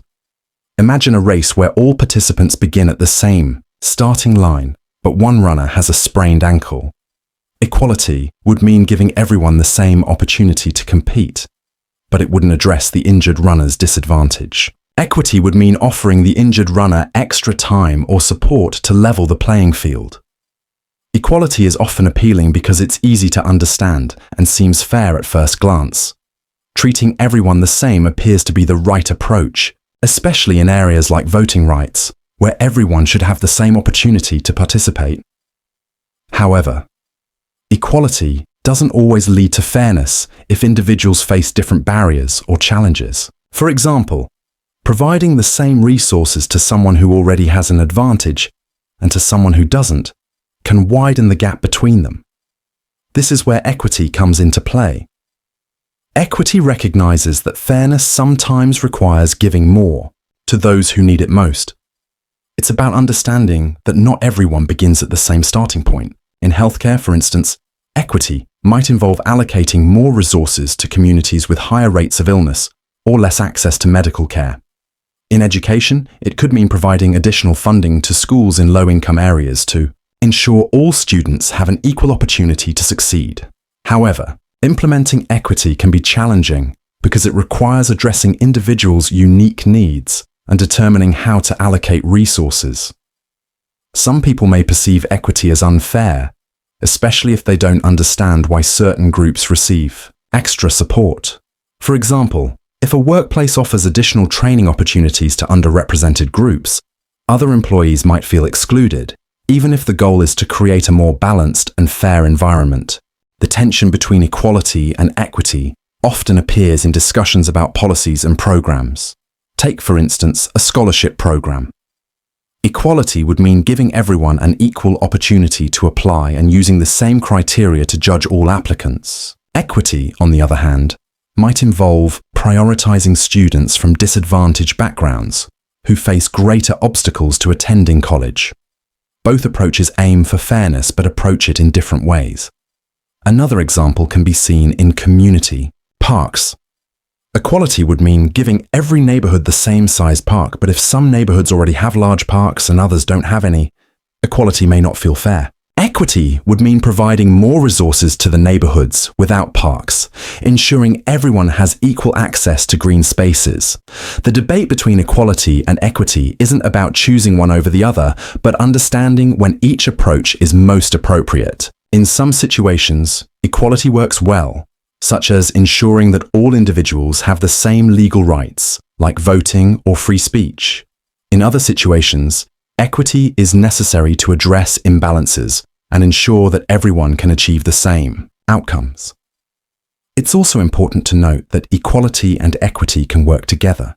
For example, in education, equality might mean providing all students with access to quality teachers and schools, while equity would go further by offering additional support, like tutoring programs or technology access, to students who need it most. By combining both approaches, we can create systems that are fair for everyone. At the heart of this debate is a deeper question about what fairness really means. Is fairness about giving everyone the same opportunities, or is it about ensuring that everyone reaches the same outcomes? Different people may have different answers based on their experiences and values. Ultimately, the conversation about equality versus equity challenges us to think deeply about fairness and justice. It reminds us that while treating everyone the same may feel simple and fair, real fairness often requires understanding the unique challenges people face. By recognizing these differences, we can build a world where everyone has the chance to succeed, no matter where they start. The debate between freedom and security revolves around finding a balance between personal choice and the protection from harm or threats. Both are vital, but they can sometimes conflict with one another. The question is, how much freedom should be sacrificed for safety, and how much security should be given up to maintain freedom? This dilemma affects individuals, communities, and entire nations. Freedom is the ability to make choices and live without unnecessary restrictions. It means having the independence to decide how to live, free from interference by others or the government. For example, freedom allows you to choose your career, express your opinions, and travel without restrictions. It's a core value in many societies, as it gives people control over their own lives. However, freedom also carries risks. When individuals have the freedom to make their own decisions, it means they can also choose to act in harmful ways. For instance, without traffic laws, everyone could drive however they wanted, but it could lead to accidents and chaos. Security, on the other hand, is about protection. It ensures people are safe from harm, and society functions smoothly. Security. Measures can include laws, rules, and systems designed to maintain order. For example, requiring seatbelts in cars or setting speed limits are measures that reduce the risk of injury or death. While these rules limit some freedoms, they ensure greater safety for everyone. The challenge arises when increasing security means limiting freedom. For instance, installing surveillance cameras in public places might help prevent crime, but can also make people feel that their privacy is being invaded. On the other hand, prioritizing freedom too much can compromise safety. For example, if there were no restrictions on carrying weapons, it could lead to more violence and make people feel unsafe. This tension is especially evident in government responses to threats like terrorism or crime. After major events that endanger public safety, governments often introduce stricter security measures, such as enhanced airport screenings or surveillance programs. While these measures can make people feel safer, they also raise concerns about privacy and freedom. Should phone calls or emails be monitored to prevent crime? Some argue that it's necessary for security, while others believe it infringes on privacy rights. This conflict also appears in everyday situations, such as schools. Schools may implement strict rules to ensure students' safety, like requiring IDs or banning certain items. While these rules may limit students' freedom, they can also create an environment where everyone feels secure. The challenge is determining how strict the rules should be and whether they are unnecessarily restrictive. One of the benefits of freedom is that it allows individuals to be independent, creative, and responsible. When people are free, they can explore new ideas, take risks, and make their own decisions. For example, freedom of speech lets people express their views, even if they are unpopular. This kind of freedom fosters innovation and progress, as people are encouraged to think differently or challenge conventional ideas. But freedom without security can feel uncertain and unsafe. In communities with weak law enforcement, people may feel uneasy, avoiding risks or staying home due to safety concerns. Security provides a foundation for freedom to thrive. When people feel safe, they are more likely to use their freedom in positive ways. However, when governments or organizations focus too heavily on security, it can lead to strict rules that limit personal rights. For example, if a government censors the internet to prevent harmful content, it may also block access to valuable information or restrict free speech. In extreme cases, this can lead to authoritarianism, where leaders use security concerns as a reason to limit freedoms. The high balance between freedom and security depends on the context. During times of crisis, such as war or natural disasters, people may accept more restrictions on freedom to ensure safety. For instance, during a pandemic, governments might enforce lockdowns or mandate vaccinations to protect public health. These measures reduce personal freedom but can save lives. The question then becomes how much restriction is necessary and how long it should last. In everyday life, people make trade-offs between freedom and security. Locking your doors at night gives up the freedom to leave your home open, but it ensures the security of protecting against intruders. Similarly, sharing personal information online for convenience means sacrificing some privacy for access to services. Finding the right balance between freedom and security is not easy, and there is no one-size-fits-all solution. It depends on the values of a society and the challenges it faces.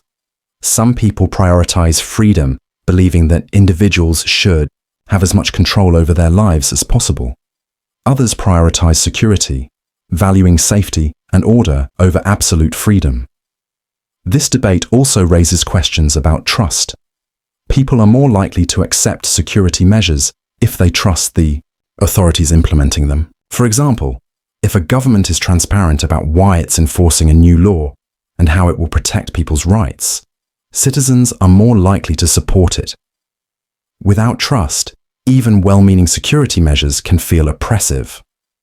Ultimately, balancing freedom and security involves creating a society where people feel both safe and empowered. Freedom allows individuals to pursue their goals, make choices, and express themselves, while security provides the stability and protection needed to enjoy those freedoms. By carefully weighing the trade-offs and listening to different perspectives, we can find ways to ensure both freedom and security are valued and protected. Cognitive dissonance refers to the mental discomfort or tension that arises when a person holds two conflicting beliefs, values, or attitudes simultaneously. This psychological phenomenon occurs when individuals experience inconsistency between their thoughts, beliefs, or actions, leading to a state of mental discomfort. To reduce this discomfort, people may try to resolve the conflict by changing one of their beliefs, acquiring new information to support one side, or downplaying the importance of the inconsistency. For example, a person who values environmental sustainability but drives a gas-guzzling car may experience cognitive dissonance. The internal conflict between their environmental beliefs and their behavior creates discomfort, which they might resolve by justifying their actions, such as telling themselves that the car is necessary for their lifestyle or that it's too expensive to buy an eco-friendly one. Cognitive dissonance is a powerful force that influences how people make decisions, justify their actions, and adapt to new information. It plays a significant role in everything, from personal habits to major life choices. People often try to avoid situations that would trigger dissonance, as the discomfort can be difficult to bear. In some cases, people may even alter their beliefs to align with their actions rather than face the uncomfortable tension. Understanding cognitive dissonance helps explain why people sometimes rationalize behaviors that contradict their values or beliefs, and it reveals how individuals navigate the complexities of human psychology. The debate between rationality and emotion centers on how we make decisions and approach life.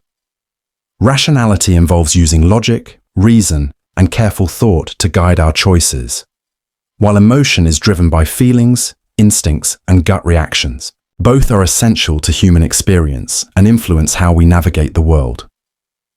Rationality is about analyzing situations, weighing pros and cons, and making decisions based on facts and objective reasoning.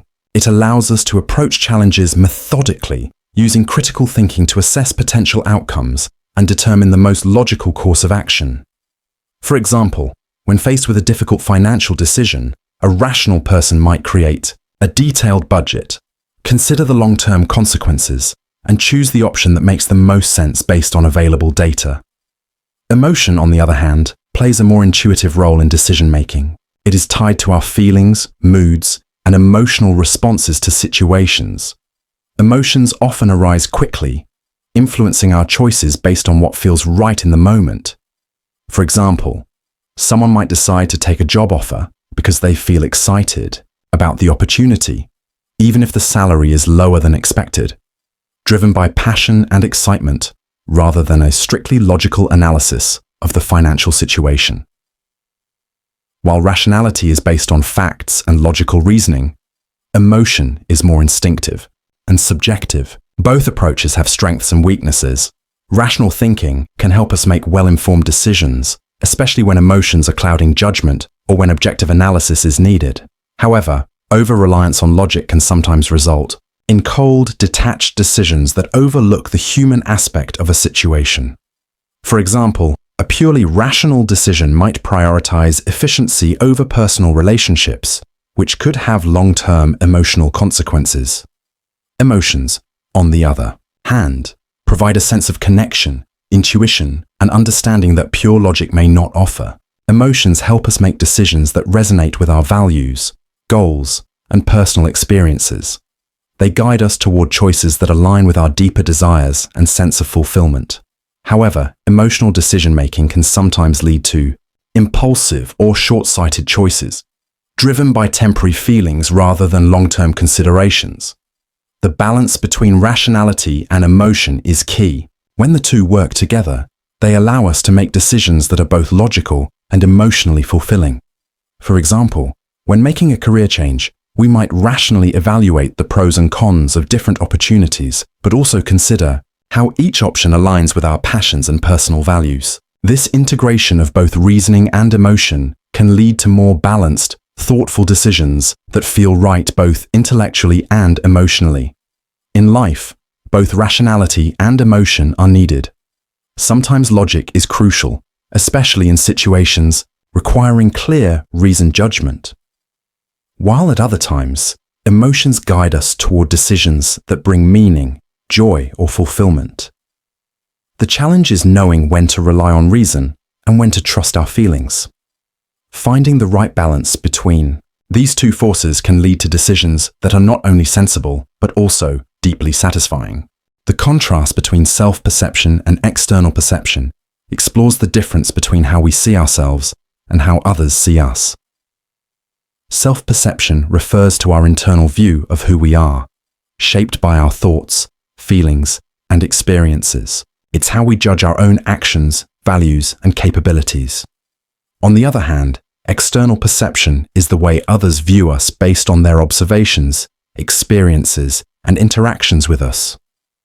Our self-perception can be influenced by personal beliefs, past experiences, and emotional states. For example, someone who feels confident in their abilities might see themselves as capable, even if others don't recognize their talents. Similarly, if someone has faced repeated failures, they might perceive themselves as inadequate, even if others see them as hardworking or intelligent. External perception, however, is shaped by the way others interact with us and the impressions we leave on them. It's based on their observations, which may be influenced by their own biases or experiences.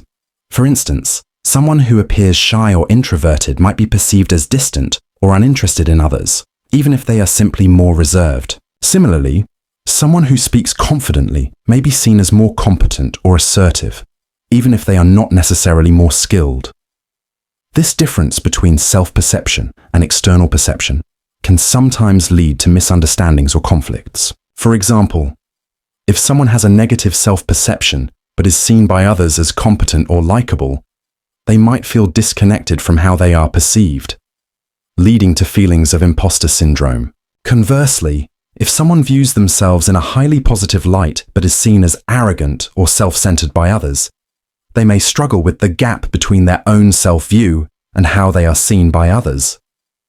The relationship between self-perception and external perception also plays a role in how we present ourselves. People often adjust their behavior to align with how they want to be perceived by others.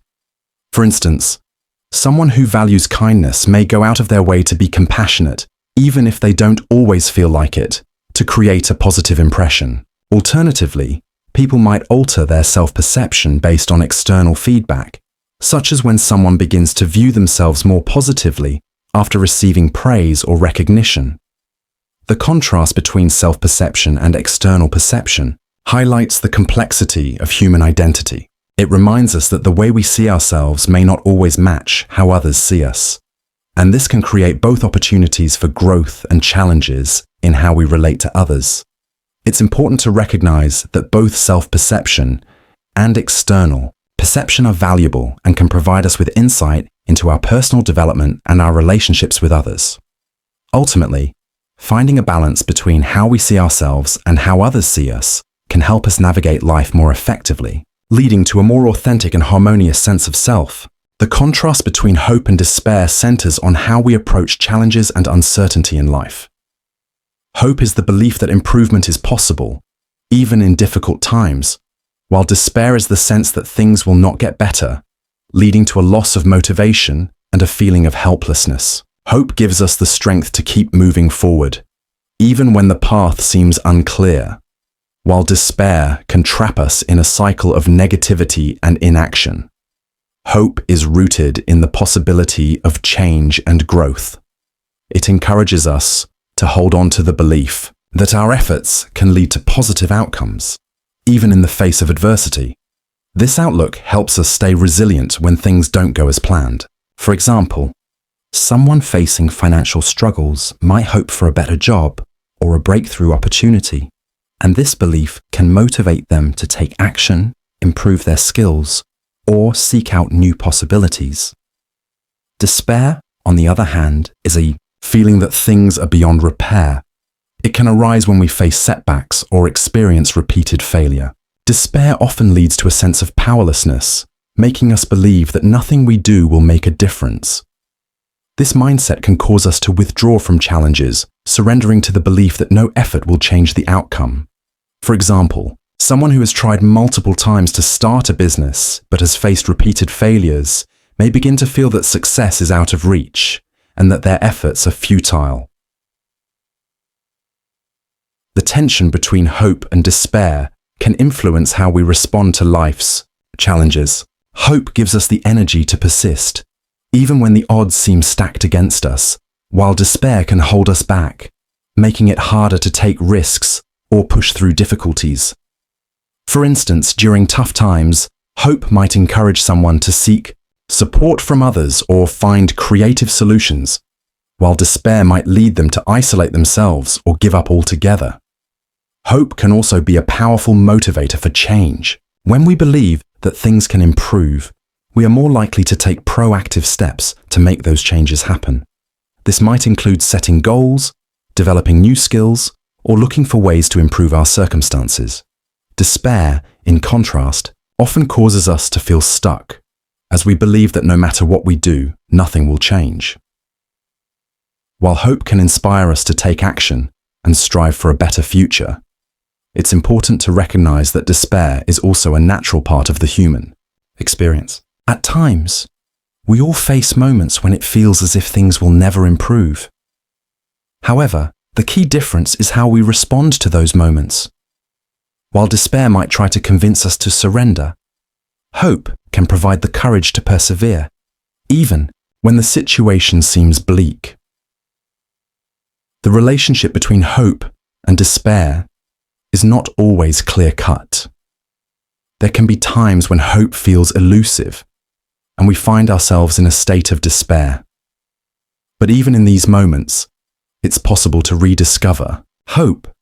Sometimes hope is rekindled by small victories or by the support of others, reminding us that we are not alone and that change is possible. On the other hand, when we are engulfed by despair, it can be challenging to see any way forward, but over time, this feeling can lift, allowing space for hope to emerge once again.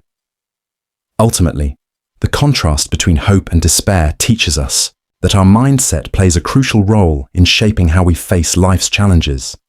By fostering hope and resilience, we can move through difficult times with greater strength and a sense of purpose. Despair, while difficult, is also a reminder of the value of hope. Without the darkness, we might not fully appreciate the light. By learning to navigate this tension, we can better understand ourselves and the ways we overcome life's obstacles. The debate between immanence and transcendence centers on how we understand the nature of existence.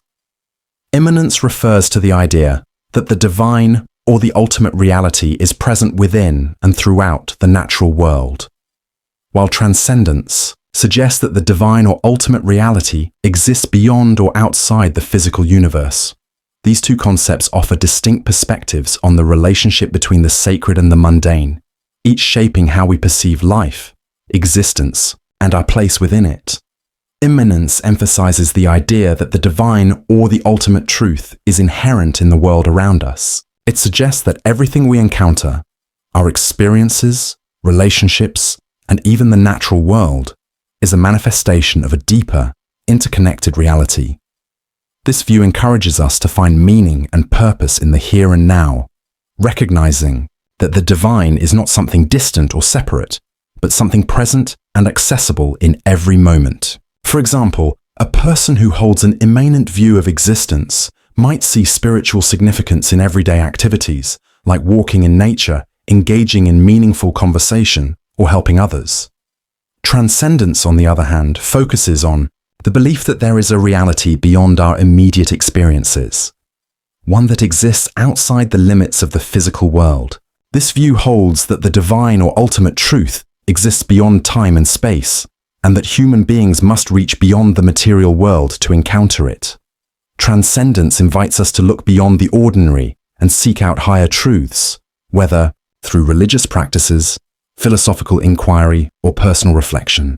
A person with a transcendent perspective may believe that true spiritual enlightenment comes from transcending the material world and connecting with something greater, often seen as divine, eternal, or infinite.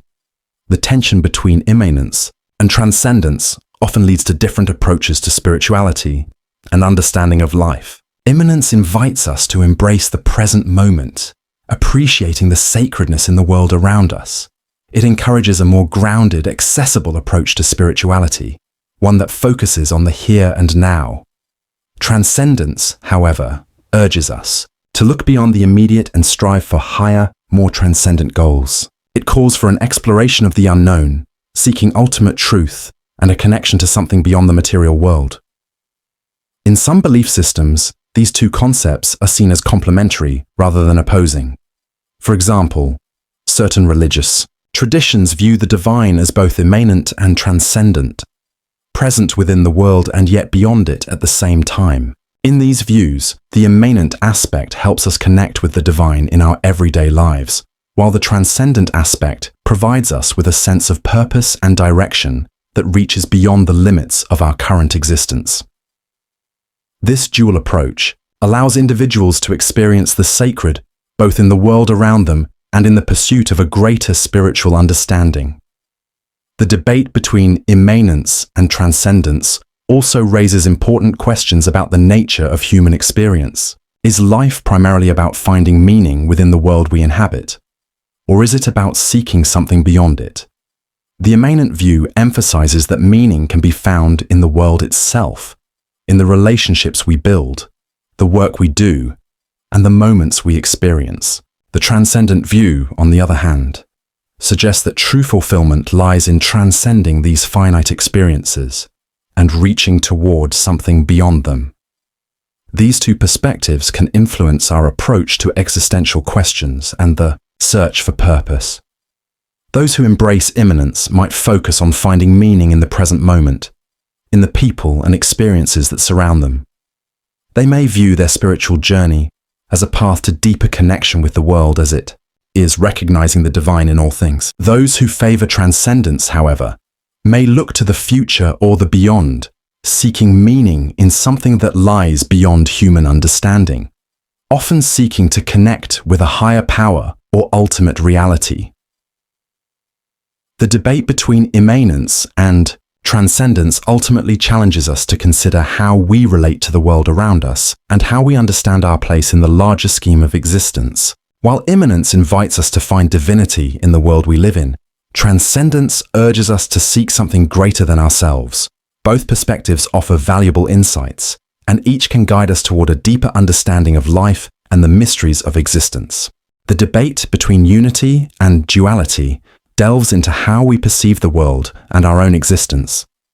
Unity emphasizes the idea that all things are interconnected and form a whole, suggesting that everything in the universe is part of a single, unified reality. In contrast, duality focuses on the belief that existence is made up of opposing forces or separate elements, each distinct from one another. Both perspectives offer valuable insights into our understanding of life, relationships, and the nature of reality. Unity suggests that everything in the universe is interconnected, forming one cohesive whole. It views existence as a seamless flow of energy and being, where all things, be it people, nature, or the cosmos, are intricately linked. From this perspective, the boundaries we perceive between ourselves and others, between the physical and spiritual worlds, or between the various elements of life, are illusions. Unity invites us to see the world not as a collection of separate parts, but as a single living organism, where every action and thought is part of a greater interwoven reality. For example, a person who believes in unity might see a deep connection between humanity and the environment, recognizing that their actions impact the world as a whole. Duality, on the other hand, emphasizes the existence of opposites or distinctions that shape our experience of reality. It suggests that life is defined by contrasts, such as light and dark, good and evil, or male and female, and that these dualities help define and give meaning to our world. Duality encourages us to recognize and navigate the differences and separations we encounter, whether they are moral, physical, or psychological. It also allows us to understand the complexities of existence, as these contrasting forces often exist in tension with each other. For instance, someone who believes in duality may see the struggles between opposing forces, such as love and hate, or creation and destruction, as essential to the flow of life and the dynamic balance of the universe. The tension between unity and duality is evident in how different people or cultures approach spirituality and existence. Some traditions emphasize the oneness of all things, teaching that all paths lead to the same divine truth, while others highlight the importance of distinguishing between opposites with the goal of finding harmony through balance. For example, in certain Eastern philosophies, unity is a key concept, where the realization of oneness with the universe or the divine is central to spiritual enlightenment. On the other hand, many Western traditions, including Christianity, embrace duality, seeing the world as a battleground between good and evil, with the ultimate goal being the reconciliation or resolution of these opposing forces. Both unity and duality have their strengths and challenges. Unity offers a sense of interconnectedness and wholeness, helping us see the bigger picture, and feel a deep connection to all aspects of life. However, this perspective can sometimes make it difficult to address the practicalities of life, as it may seem to diminish the significance of individual differences or struggles. Duality, in contrast, helps us navigate the complexities of existence, providing a clear framework to understand the contrasts and tensions we encounter. But this perspective can also lead to feelings of separation, division, and conflict, making it harder to see the underlying unity that connects all things. These two perspectives aren't necessarily opposing, but can complement each other. For example, someone might experience unity in their understanding of the interconnectedness of all life, while also recognizing the need to navigate the practical aspects of duality in their daily experiences. In relationships, unity encourages a focus on the common ground that binds people together, while duality helps us appreciate the unique qualities that make individuals distinct. In this way, both unity and duality offer important lenses through which to view and engage with the world. The balance between unity and duality can also shape how we approach personal growth and the meaning of life. Unity encourages us to transcend the ego, to see ourselves as part of something larger than our individual selves, and to cultivate a sense of interconnectedness with the world around us. Duality, on the other hand, calls us to engage with life's contrasts and to navigate the complexities that arise from them, allowing us to develop a deeper understanding of ourselves and our place in the world. Ultimately, the debate between unity and duality reminds us that life is a dynamic interplay of both connection and distinction. By exploring both perspectives, we can enrich our understanding of the world, finding meaning in both the oneness that unites us and the contrasts that shape our experiences.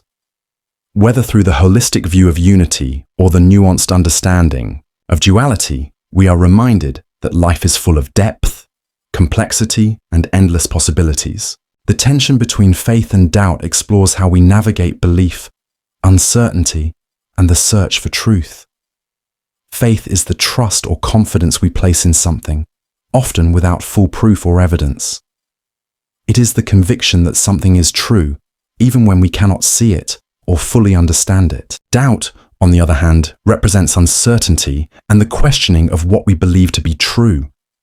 It involves skepticism, the desire to seek evidence, and a reluctance to accept things without deeper understanding.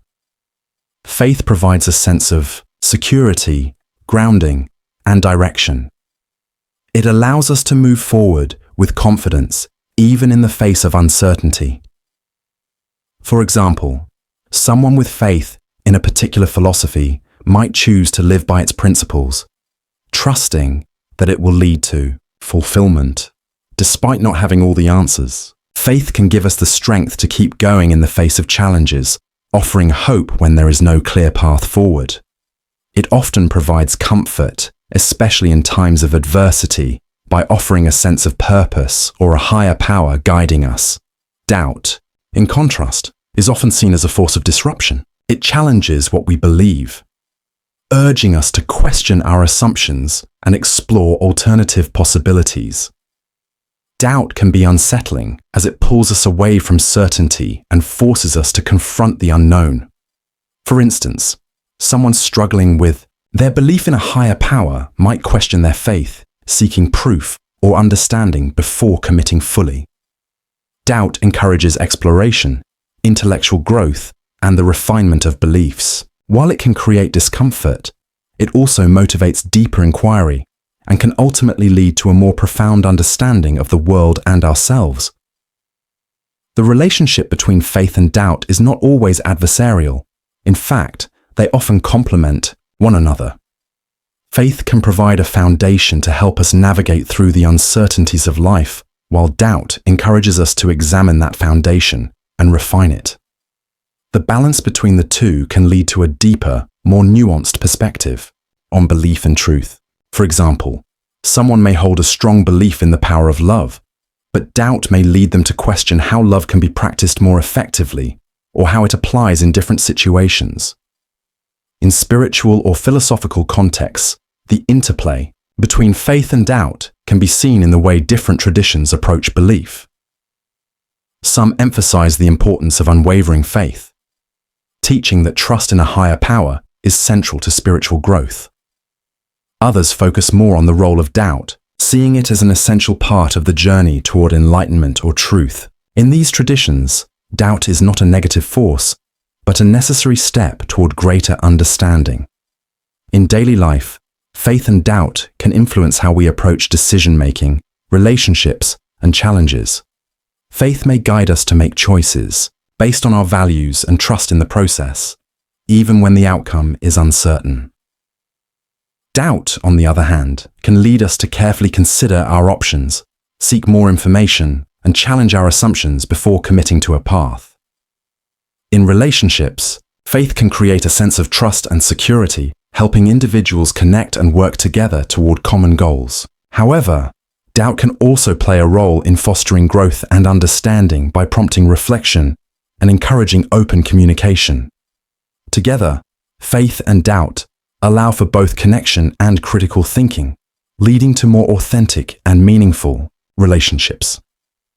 The tension between faith and doubt also manifests in our pursuit of knowledge. Faith allows us to embrace ideas and theories that we cannot fully prove but believe to be true, while doubt keeps us questioning, testing, and searching for more evidence. Both are necessary for progress, as faith provides the courage to explore, while doubt ensures that we do not settle for easy answers.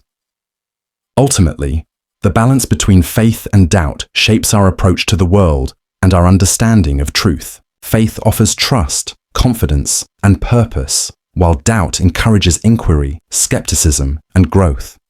Together, they provide a dynamic framework for navigating the complexities of life, belief, and the search for meaning. Belief in a higher power in others or even in ourselves is often rooted in faith, while doubt arises as the questioning or uncertainty about those beliefs. It challenges us to critically examine whether what we believe is true or reliable. Both faith and doubt are crucial in shaping our understanding of the world and our place within it. Faith is a powerful force, providing people with a sense of purpose and direction, especially in uncertain times. For instance, someone may have faith that their hard work will eventually lead to success, even if the results aren't immediately visible. Faith offers strength and resilience, helping individuals persevere during difficult times, often serving as a source of hope for better days ahead. While faith is often associated with religion, its role extends beyond that. In a spiritual sense, faith can mean trusting in a divine plan or believing in something greater than ourselves. For example, many religious traditions encourage people to have faith in God, even when they don't fully understand why certain events occur. This kind of faith can offer comfort and a connection to something eternal. In everyday life, faith also appears in relationships, goals, and personal growth. For instance, when we trust a friend, we have faith in their honesty and loyalty. When setting personal goals, we place faith in our ability to achieve them. Faith allows us to take risks, try new things, and believe that our efforts will eventually pay off, even without guarantees. On the other hand, doubt plays an equally important role. It is the process of questioning, examining, and challenging what we believe. While faith provides certainty and confidence, doubt encourages curiosity and growth. For example, if someone doubts their current career path, this might push them to explore other opportunities, ultimately leading them to a more fulfilling direction. Doubt also encourages us to critically evaluate our beliefs, ensuring they are well-founded. It can serve as a safeguard against blind faith, which may sometimes result in poor decisions or missed opportunities. For example, before making a risky investment, doubt might prompt someone to thoroughly research and weigh the pros and cons. The relationship between faith and doubt is not necessarily one of conflict. In fact, they often complement each other. Faith provides the confidence to take action, while doubt ensures that our actions are thoughtful and informed. A scientist, for instance, may have faith in their ability to solve a problem, but also rely on doubt to question their assumptions and test their ideas. This combination of trust and skepticism leads to better outcomes. In personal beliefs, faith and doubt often coexist. A person may believe in a higher power, but still experience moments of doubt, questioning why bad things happen or whether their prayers are heard. These doubts don't necessarily weaken their faith. Instead, they can deepen it by prompting reflection and a stronger connection to their beliefs. Doubt, in this sense, becomes a tool for growth rather than a threat to faith. It can also lead to change, which is sometimes necessary for personal development. For example, if someone begins to doubt a tradition or belief they were taught as a child, it may prompt them to explore new perspectives and develop their own understanding. This process can feel uncomfortable, but it is essential for discovering what truly resonates with them. However, too much doubt can be paralyzing. If we question everything without ever finding answers or taking action, it can lead to uncertainty and fear. In these moments, faith becomes essential, providing the courage to move forward even without all the answers. For instance, someone starting a new business may have doubts about its potential success, but faith in their vision and abilities helps them take the first steps. Faith and doubt also play significant roles in relationships. Trust, a form of faith, is fundamental for strong, meaningful connections. We believe in the reliability and goodwill of those we care about. But doubt can arise when trust is broken, or when there is uncertainty about someone's intentions. Navigating this balance is crucial for maintaining healthy relationships. Doubt can lead to important conversations or changes, while faith allows us to forgive, rebuild, and move forward. The tension between faith and doubt is also present in profound existential questions, such as the meaning of life or what happens after death. Questions that often lack clear answers. In this sense, both faith and doubt are essential.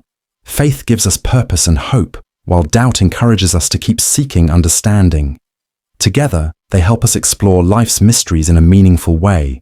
Neither faith nor doubt is inherently better. They serve different purposes. Faith provides stability, confidence, and direction, while doubt fosters reflection, curiosity, and growth.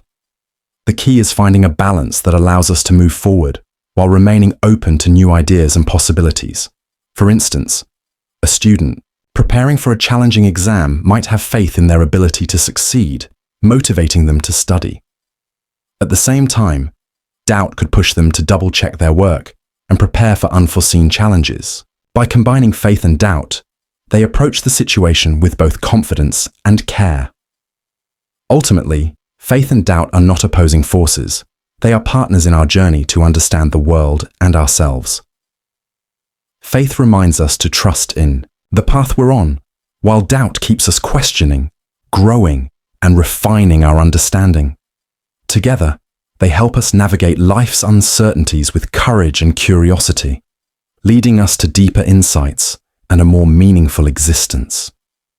The contrast between life and death stands as one of the most profound and universal subjects, delving into the fundamental mysteries of existence.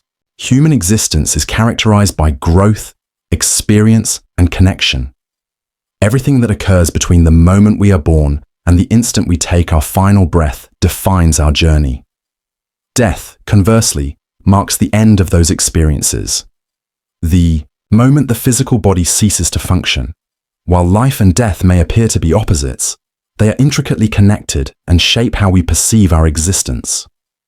Life is vibrant and ever-changing, defined by growth, from the first breath of a newborn to the experiences that shape a person throughout their lifetime. Life is about making choices, forging relationships, and finding meaning in the moments we live. It is celebrated through birthdays, accomplishments, and milestones. The experiences we have, joy, love, challenges, and even pain, are all part of what makes life rich and meaningful. Life is also about potential, with each day offering opportunities to learn, grow, and connect with others. The small moments, like sharing a meal with a loved one, watching the sunrise, or laughing with a friend, fill life with meaning, even in tough times. Life consistently offers moments of hope and resilience that remind us of its value. Death, on the other hand, is the inevitable conclusion of life. It is something all living beings must eventually face. Yet it remains one of the greatest mysteries. For many, death is a source of fear and sorrow because it represents the unknown and the loss of connection with the world and loved ones. It signifies the end of physical life and the cessation of all experiences. Despite this, death is also a natural part of the cycle of existence. Just as seasons change and life renews itself, death clears the way for new growth and beginnings. In nature, the death of one plant can nourish the soil for another. In human life, death often brings people together, encouraging reflection on what truly matters and helping us appreciate the time and relationships we have. The relationship between life and death creates a sense of urgency and meaning. Knowing life is finite encourages us to pursue our dreams, express love, and make the most of our time. Without the inevitability of death, we might not feel the same drive to embrace life. Death reminds us to cherish life's moments and prioritize what truly matters. At the same time, death can feel overwhelming or unjust, especially when it arrives unexpectedly or takes someone we love. Grieving and questioning what happens after life ends are natural reactions. Different cultures and belief systems offer various interpretations, from visions of an afterlife to the belief that death is a return to nature. Life and death are also deeply interconnected in how we create meaning. Many find purpose in leaving a legacy that lives on after they are gone. This might be through raising a family, creating art, building a community, or simply being kind to others. These acts bridge the gap between life and death, ensuring that something of us continues to impact the world even after we're no longer here. The connection between life and death is also reflected in how we approach challenges and change. Every ending, whether it's a job, a relationship, or a phase of life, can feel like a small death.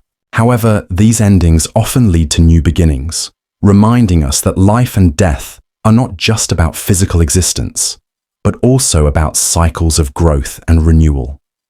In moments of deep reflection, many see death not just as an end, but as a teacher. It prompts questions like, what do I want to leave behind? Or, how can I make the most of the time I have? These questions encourage us to live intentionally, focusing on what truly matters. Life and death also shape our connections with others. Relationships gain depth and importance because we know they are temporary. This awareness drives us to treasure our time with loved ones, express our feelings, and create enduring memories. At funerals and memorials, we celebrate life, not just its end, but the impact someone's life had on others. For some, the thought of death brings fear and sadness, while for others it evokes a sense of peace or acceptance. These feelings often depend on personal beliefs, experiences, and cultural perspectives. Some see death as a transition to another form of existence, while others view it as a reminder to live fully in the present, knowing every moment matters. Life and death teach us about balance. Life is full of possibilities, but it is also unpredictable. Death is certain, but its timing is unknown. Together, they remind us to live with awareness and gratitude, appreciating the beauty of the present, while accepting the inevitability of change. Ultimately, life and death are not merely opposites, they are partners in the story of existence. Life is about being present, embracing growth, and finding joy in the journey. Death marks endings, but also creates space for reflection, renewal, and the legacies we leave behind. By understanding and accepting both, we can live with greater depth, purpose, and connection, making the most of every moment we are given. Human fallibility and divine perfection are two opposing concepts that significantly shape our understanding of ourselves, our place in the world, and our relationship with higher ideals. Human fallibility highlights our limitations, mistakes, and imperfections, while divine perfection represents an ultimate, unchanging standard of flawlessness, often associated with a higher power or an ideal. The tension between these two forces can be both humbling and motivating, influencing our growth, pursuit of meaning, and navigation of life's challenges. Human fallibility is an inevitable part of the human experience. People make mistakes, misjudge situations, and act in ways that don't always align with their values. For example, a person might break a promise to a friend, not out of ill intention, but because of forgetfulness or conflicting responsibilities. These imperfections are intrinsic to our nature and serve as reminders that no one is perfect. Facing our shortcomings offers opportunities for reflection and growth. This fallibility often arises from emotions, limited knowledge, and circumstances. Despite our best intentions, we sometimes make poor decisions. A parent striving to do right by their child might inadvertently say something hurtful, or a leader making a crucial decision might overlook important details. Though these moments of failure can be discouraging, they also create space for learning and improvement. On the other hand, divine perfection embodies the idea of an ultimate, unchanging ideal. In many religious traditions, the divine is described as all-knowing, all-powerful, and perfectly good. This concept provides a standard against which humans measure their actions.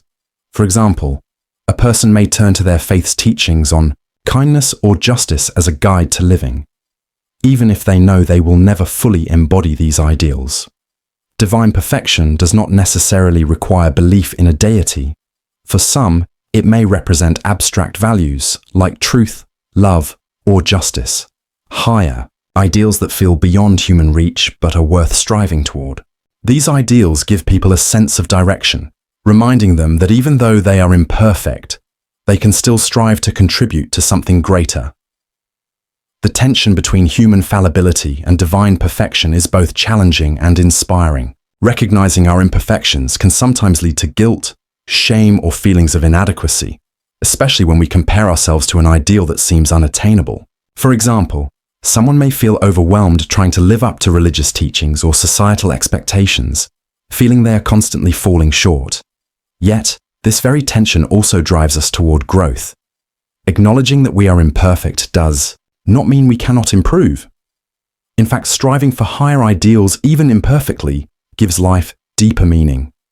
For instance, a person might aim to be more compassionate, even if they occasionally lose their temper. The effort to align with these higher values, even if imperfect, is a vital part of what makes life fulfilling. Human fallibility can also foster connection. Recognizing our shared imperfections enables empathy and understanding. When someone admits their mistakes, it makes them more relatable and trustworthy, revealing humility. For instance, a leader who acknowledges their errors may earn more respect than one who pretends to be infallible. Similarly, in personal relationships, admitting faults and seeking forgiveness can strengthen bonds. At the same time, the idea of divine perfection offers stability and guidance in a world often filled with uncertainty. The concept of an unchanging, perfect standard provides comfort and hope, reminding people that even in their mistakes, there is always a higher standard to turn to. For example, someone struggling with an ethical decision might find clarity by reflecting on spiritual teachings or deeply held values. However, this tension can also lead to challenges in self-improvement. Focusing too much on perfection can make people overly critical of themselves or others, fostering feelings of inadequacy or frustration. Someone might set unrealistic goals, believing they need to be flawless to be worthy of love or success. But embracing human fallibility does not mean abandoning growth.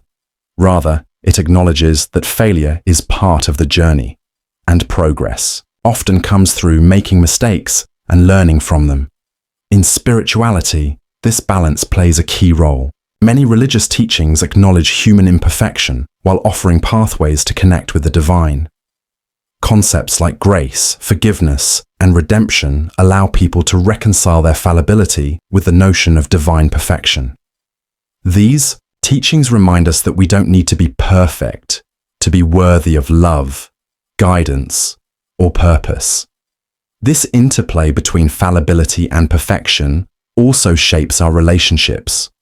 In parenting, for example, parents strive to do their best for their children while recognizing their inevitable mistakes. A parent might aim to be patient and understanding, but sometimes lose their temper. By admitting their imperfections and seeking to improve, they model resilience and accountability for their children. Similarly, in work or creative pursuits, the idea of perfection can motivate people to aim high but may also create pressure. An artist might feel paralyzed by the need to create something flawless, missing the opportunity to grow through experimentation and failure. Balancing these perspectives allows people to strive for excellence while accepting that mistakes are part of the process. The tension between human fallibility and divine perfection also raises deeper questions about how we define success and fulfillment. Is success defined by reaching an ideal, or by the effort we invest in growing and learning? Many would argue that it is the journey, not the destination, that matters most. By striving for perfection while accepting our imperfections, we can find meaning in the process of becoming better versions of ourselves. Ultimately, human fallibility and divine perfection are two sides of the same coin. Our imperfections remind us that we are human, flawed but capable of growth. The idea of divine perfection gives us something to aspire to, a source of guidance and inspiration. Together, they shape how we understand ourselves and the world around us, encouraging both humility and hope as we navigate life's challenges. Through this balance, we can find purpose, connection, and a deeper sense of what it means to be human. Work and life each come with their own set of demands. Work involves tasks like meeting deadlines, attending meetings, and achieving professional goals, while life encompasses time spent with family, friends, hobbies, relaxation, and personal growth. Striking a balance between the two is crucial for overall well-being, but it's often easier said than done. For most people, work plays a significant role in life, providing income, structure, and a sense of purpose. For some, a career is a passion or source of pride, while for others, it's primarily about supporting themselves and their loved ones. In either case, work often consumes a considerable amount of time and energy, leaving less room for personal activities. However, life outside of work is just as important. It's where we build relationships, pursue hobbies, take care of our health, and find joy in everyday moments. Time spent with family, exercising, reading, or simply relaxing helps to recharge and gives life meaning beyond professional achievements. Without this time, people may experience burnout or feel disconnected from what truly matters.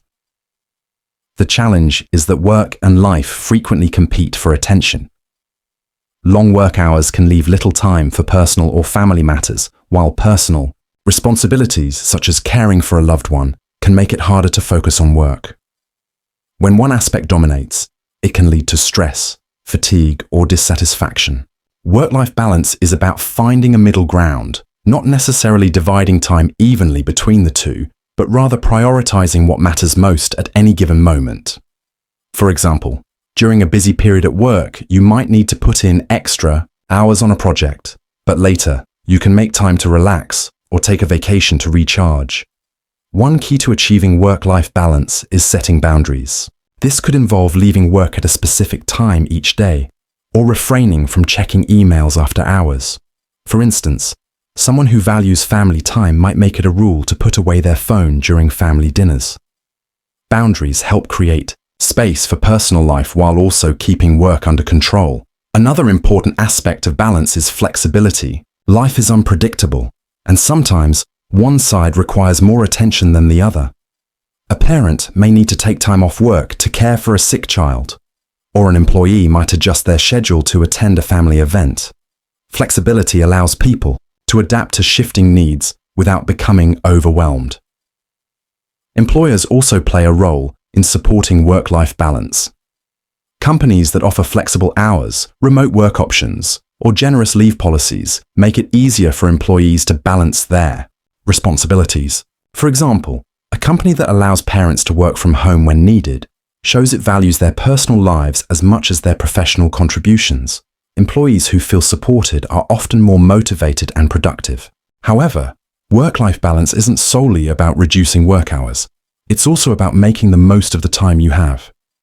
Someone who works fewer hours but spends all their free time on chores might still feel unbalanced, it's essential to carve out time for activities that bring joy and relaxation, whether that's spending time with loved ones, pursuing a hobby, or simply unwinding. Cultural expectations also influence work-life balance. In some cultures, long hours and constant availability are seen as signs of dedication, making it harder to prioritize personal time. In others, there's a greater emphasis on leisure, with shorter work weeks or longer vacations. Challenging cultural norms can help individuals and organizations set healthier expectations. Technology further complicates work-life balance. While tools like email and video calls make remote work easier, they also blur the line between work and personal time. For example, it can be tempting to respond to work messages during the evenings or weekends. Setting clear rules like turning off notifications after a certain time can help maintain boundaries. Achieving work-life balance looks different for everyone, as people have different needs and priorities. For one person, it might mean working fewer hours to spend more time with family.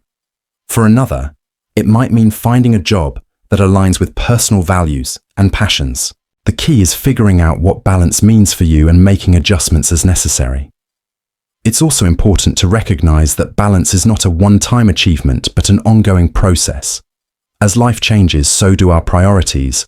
For example, someone early in their career might focus on building skills and reputation, while someone later in life may prioritize time with loved ones or personal pursuits.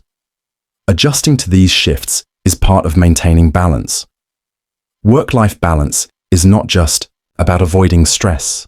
It's about creating a fulfilling life. When we make time for both work and personal life, we are more likely to feel satisfied, energized, and connected. It's about acknowledging that both work and life matter and finding ways to make room for each. Ultimately, work-life balance comes down to choices, deciding what's most important, setting boundaries to protect your time, and making space for the things that bring meaning and joy. By being mindful of priorities and staying flexible, you can create a life that feels balanced, rewarding, and true to who you are. The contrast between overthinking and intuition lies in how we approach decisions and situations. Overthinking relies on careful analysis, questioning, and weighing every detail, while intuition, on the other hand, intuition is about trusting your gut, a sense of knowing or acting without needing to carefully think through every step. Both overthinking and intuition have their strengths and weaknesses, and finding a balance between them is crucial for making better decisions. Overthinking occurs when we focus too much on a problem or decision, often revisiting the same details repeatedly. It's like getting stuck in a mental loop, constantly questioning whether we've overlooked something or made the wrong choice. For example, someone trying to decide between two job offers might analyze every detail, salary, location, work-life balance, so intensely that they become paralyzed and unable to make a decision. Overthinking can be helpful in certain situations. It allows us to gather information, consider different perspectives, and anticipate potential outcomes. Before making a major purchase, like buying a house, overthinking can lead someone to research the neighborhood, inspect the property thoroughly, and evaluate the financial risks. This level of analysis can help prevent impulsive decisions and avoid costly mistakes. However, overthinking can also be a trap. We often focus too much on details that may not matter in the long run, leading to stress, anxiety, and indecision. For instance, someone planning a party might overthink every small detail, like the exact color of the decorations or the perfect playlist, to the point where they lose sight of the bigger goal, having fun and connecting with others. Overthinking can make small issues seem more significant than they are, leaving us feeling stuck. Intuition, on the other hand, is the ability to make decisions quickly and effortlessly, guided by a sense of what feels right. It's often described as a gut feeling or a sudden insight that doesn't come from deliberate reasoning. For example, when meeting a stranger, you might immediately sense whether you can trust them or feel cautious without being able to explain why. Intuition relies on experience, instincts, and subconscious knowledge that we may not even realize we possess. one of intuition's strengths is its speed. In situations where time is limited, intuition allows us to act quickly without overthinking. For example, a firefighter responding to an emergency might rely on intuition to quickly assess a dangerous situation and decide the safest course of action. Intuition is also valuable in creative processes, like brainstorming or solving problems, in unconventional ways. It often feels natural because it taps into patterns and experiences we've learned over time. A seasoned chef, for instance, might instinctively know how to balance flavors in a dish without needing to measure ingredients. Similarly, a teacher might sense when a student is struggling, even if the student hasn't expressed it directly. However, intuition isn't always reliable. It can be influenced by biases, emotions, or incomplete information. For example, someone might have a gut feeling that an investment is a good idea, only to realize later that they didn't consider all the important details. Intuition can sometimes lead to snap judgments based more on assumptions than reality. The tension between overthinking and intuition often arises when faced with significant decisions. Should we rely on careful analysis or trust our instincts? The answer depends on the situation. For complex decisions, such as choosing a career or making a financial investment, overthinking might be more useful. In fast-moving or emotional situations, like responding to an emergency or making a creative decision, intuition might be the better guide. The key is finding a balance between the two. Overthinking and intuition can work together to help us make better decisions. For example, someone deciding whether to accept a new job might first listen to their intuition. Does the opportunity feel exciting or right for them? Then they can use overthinking to carefully analyze the pros and cons, ensuring they've considered all the practical factors. It's also important to recognize when we're leaning too far in one direction. If overthinking is causing stress or preventing progress, it might be time to pause and trust your intuition. Conversely, if intuition is pushing you to act impulsively, slowing down and thinking things through could be helpful. For instance, if you feel an urge to buy something expensive, overthinking might help you decide whether it's truly worth the cost, or if you're just responding to a passing desire. Understanding the balance between overthinking and intuition can also enhance relationships. Overthinking might make us second-guess our words or actions, worrying about how others perceive us. Intuition, however, can help us connect more authentically by trusting our natural instincts. In social situations, for example, if you sense that a friend is upset, your intuition might prompt you to check in with them, while overthinking might cause you to hesitate, wondering if you're misreading the situation. Ultimately, both overthinking and intuition have their place. Overthinking helps us plan, analyze, and make thoughtful decisions, while intuition allows us to act quickly and trust our inner wisdom. By learning to recognize when each approach is most helpful, we can make decisions with greater confidence and ease. Overthinking and intuition are not opposites. They are complementary tools we can use together. Overthinking provides the structure and logic needed to navigate complex situations, while intuition offers spontaneity and insight from our deeper instincts. By balancing the two, we can approach life's challenges with both careful thought and natural confidence, making decisions that feel right for both our minds and hearts. The contrast between technology and nature explores two powerful forces that shape our lives in profound ways. Technology represents human innovation, tools and systems designed to solve problems and make life easier. Nature, on the other hand, is the world as it exists without human interference, forests, oceans, animals, and the natural rhythms of the environment. Both technology and nature are essential to our existence, but they often appear to be in conflict. Technology is about progress and problem solving. It has transformed how we live, work, and communicate. From electricity and medicine to smartphones and the internet, technology has made life more convenient and connected.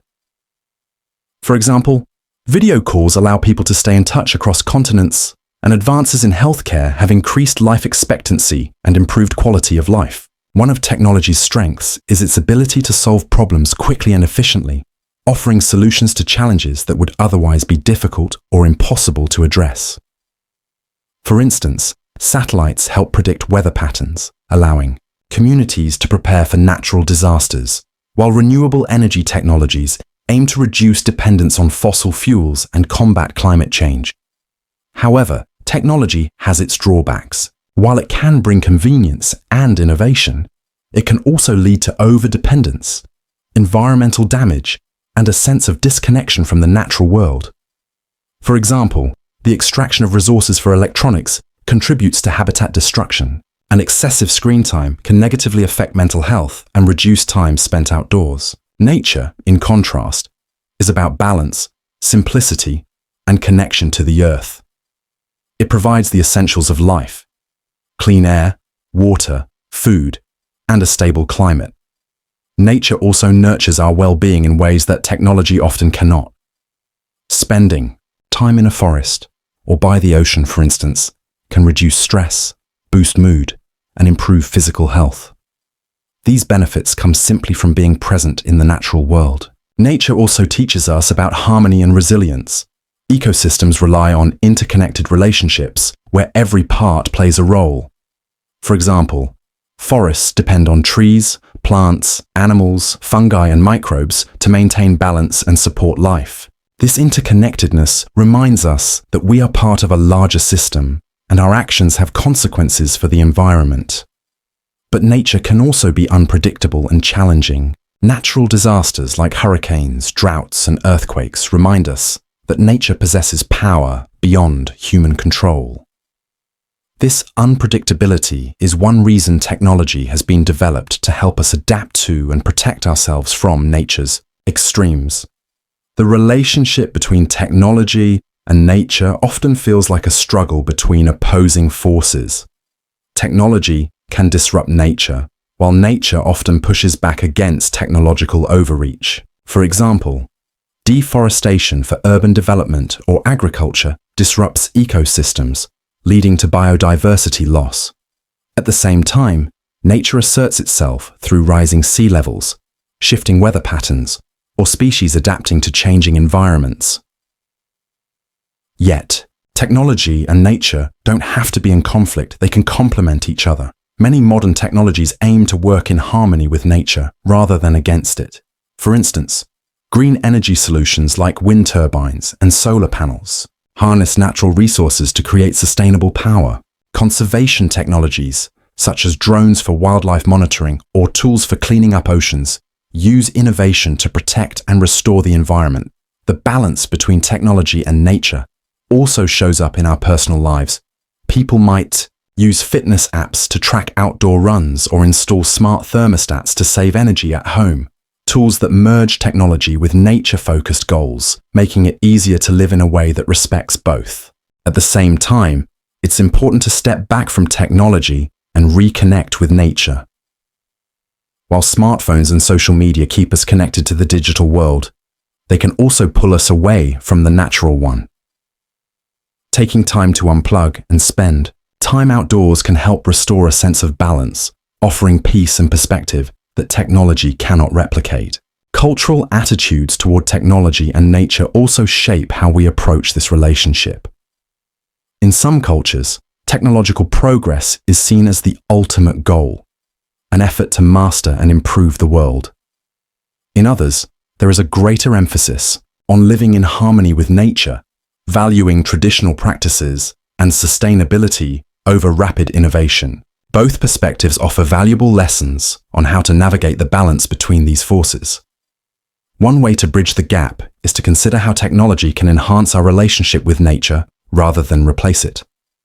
For example, apps that identify plants or birds can help people learn more about the natural world, while virtual reality can offer experiences of distant ecosystems, inspiring a greater appreciation for their beauty and the need to protect them. Ultimately, the tension between technology and nature is about finding balance.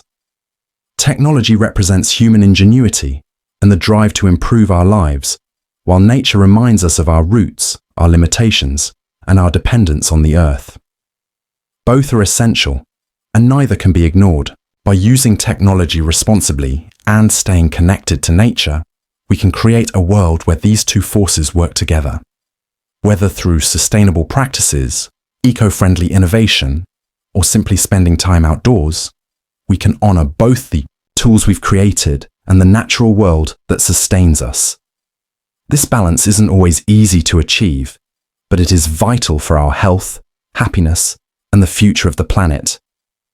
The contrast between wealth and happiness revolves around understanding what truly makes life fulfilling.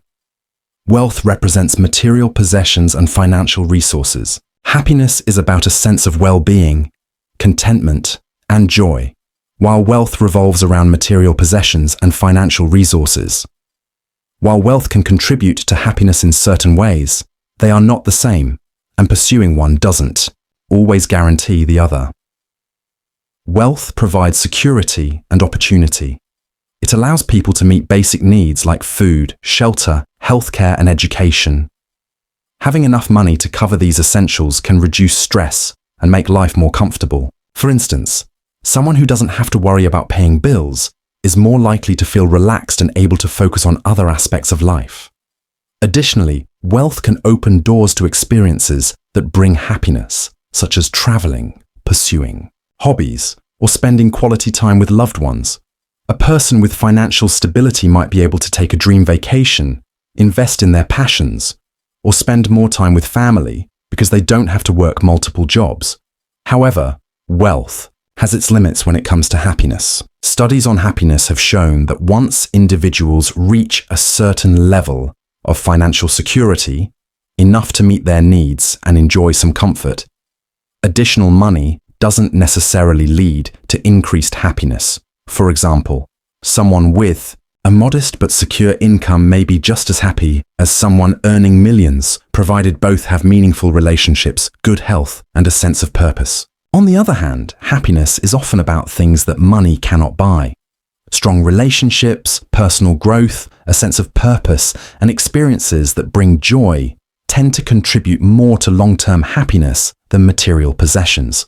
Spending quality time with loved ones or helping a friend in need can create feelings of connection and fulfillment that no amount of money can replace. One of the challenges in the wealth versus happiness debate is that society often equates success with wealth. People are encouraged to strive for higher salaries, bigger houses, or more possessions, thinking these will bring happiness. While achieving financial goals can provide a sense of accomplishment, it's not always enough to fill deeper emotional or spiritual needs. For example, someone might work long hours to afford a luxurious lifestyle, but feel lonely or disconnected because they don't have time for meaningful relationships. Conversely, pursuing happiness without considering financial stability can also be challenging. For instance, someone who chooses a low-paying job they love might struggle to cover basic needs, leading to stress that affects their overall well-being. In this sense, wealth and happiness are connected. It's hard to be truly happy when you're constantly worried about making ends meet.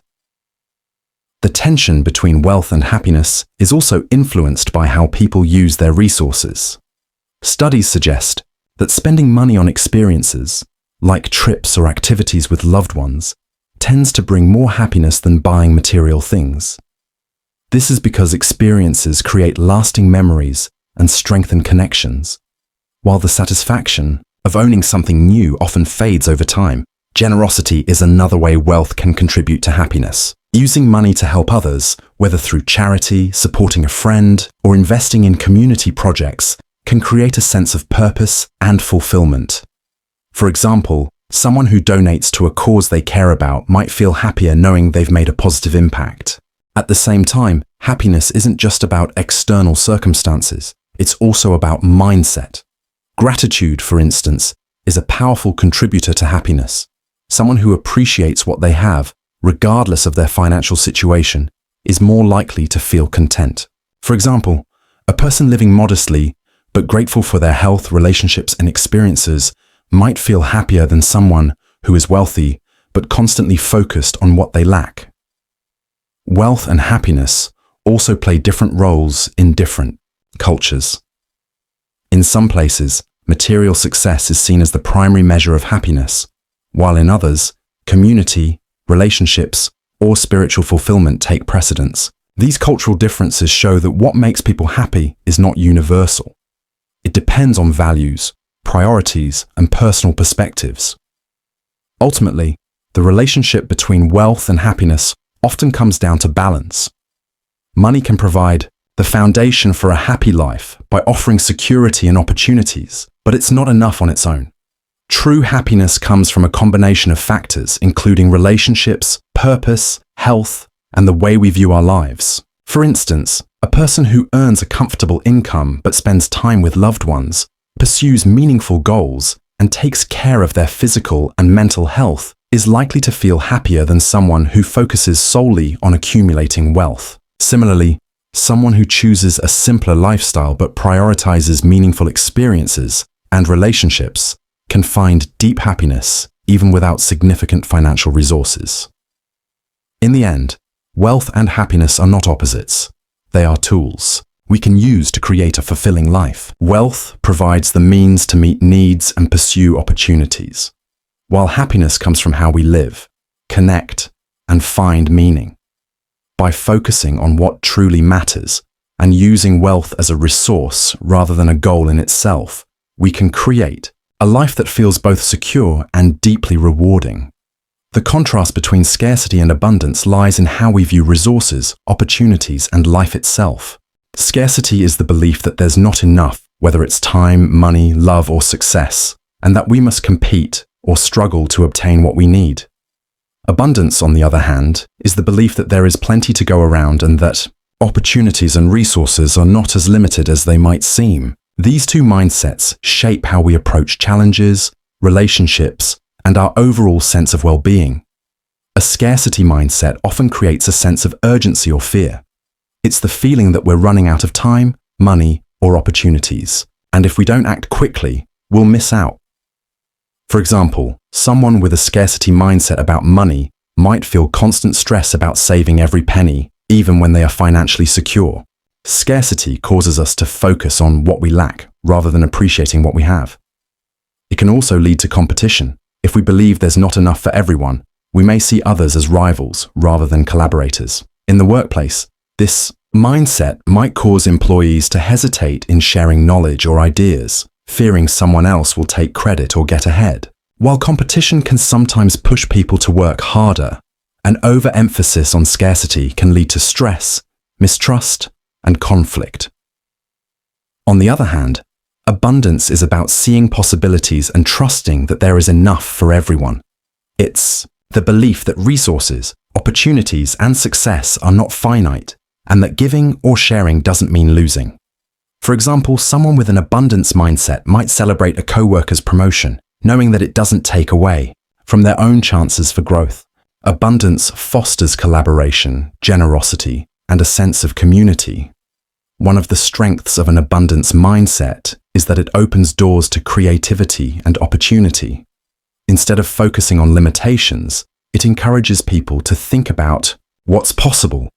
For example, an entrepreneur with an abundance mindset might see a competitive market as an opportunity to innovate rather than something to avoid. By focusing on possibilities instead of obstacles, they're more likely to find success. Abundance also promotes gratitude. When we believe there's enough, we're more likely to appreciate what we have and share it with others. For instance, someone who feels abundant in their relationships might prioritize spending time with friends and family, understanding that love and connection grow stronger when shared. However, abundance doesn't mean ignoring reality or acting recklessly. Resources like time, money, and energy are limited, and it's important to manage them wisely. For example, someone with an abundance mindset about money may still budget carefully, understanding that abundance is about making the most of what they have, not wasting it. Similarly, abundance doesn't mean ignoring challenges. It's about approaching difficulties with confidence and creativity rather than fear. The tension between scarcity and abundance often comes down to perspective. Scarcity focuses on what's missing, while abundance focuses on what's possible. For example, If two people are competing for the same job, someone with a scarcity mindset might think, if they get it, I lose. Someone with an abundance mindset might think, if I don't get this job, there will be other opportunities. Scarcity and abundance also affect relationships. A scarcity mindset might make someone feel insecure or possessive, worrying that love or attention is limited. For example, they might feel jealous if their partner spends time with friends, fearing there won't be enough love left for them. An abundance mindset, on the other hand, trusts that love grows when shared, allowing people to feel more secure and generous in their relationships. In organizations, scarcity and abundance can shape workplace culture. A company with a scarcity mindset might focus solely on cutting costs or competing with rivals, leading to stress and burnout.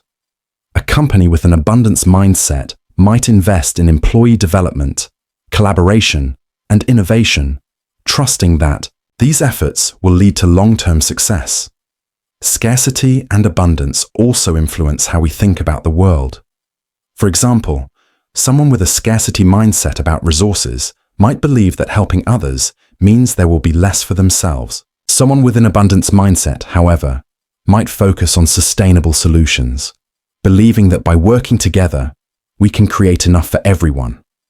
Both scarcity and abundance have their place. Scarcity can help us focus, prioritize, and act with urgency. For example, if you're running out of time to meet a deadline, recognizing that time is limited can push you to work efficiently. But living in a constant state of scarcity can lead to stress, fear, and a narrow view of what's possible. Abundance, on the other hand, encourages hope, generosity, and creativity. It reminds us that even when resources are limited, there are ways to create more or make the most of what we have. For example, during difficult times, an abundance mindset might help someone find unexpected opportunities for growth or connection. The key is finding balance, recognizing real limitations, while cultivating a mindset of abundance. This allows us to approach life with both practicality and optimism. For example, someone saving for a big purchase might acknowledge the need to budget carefully, scarcity, while also feeling confident that their hard work will pay off and bring future opportunities, abundance. Ultimately, the choice between scarcity and abundance is about how we see the world and our place in it. Scarcity can make us feel anxious and competitive, while abundance encourages gratitude, generosity, and creativity. By shifting our focus from what's missing to what's possible, we can approach challenges with confidence, build stronger relationships, and live with a greater sense of fulfillment.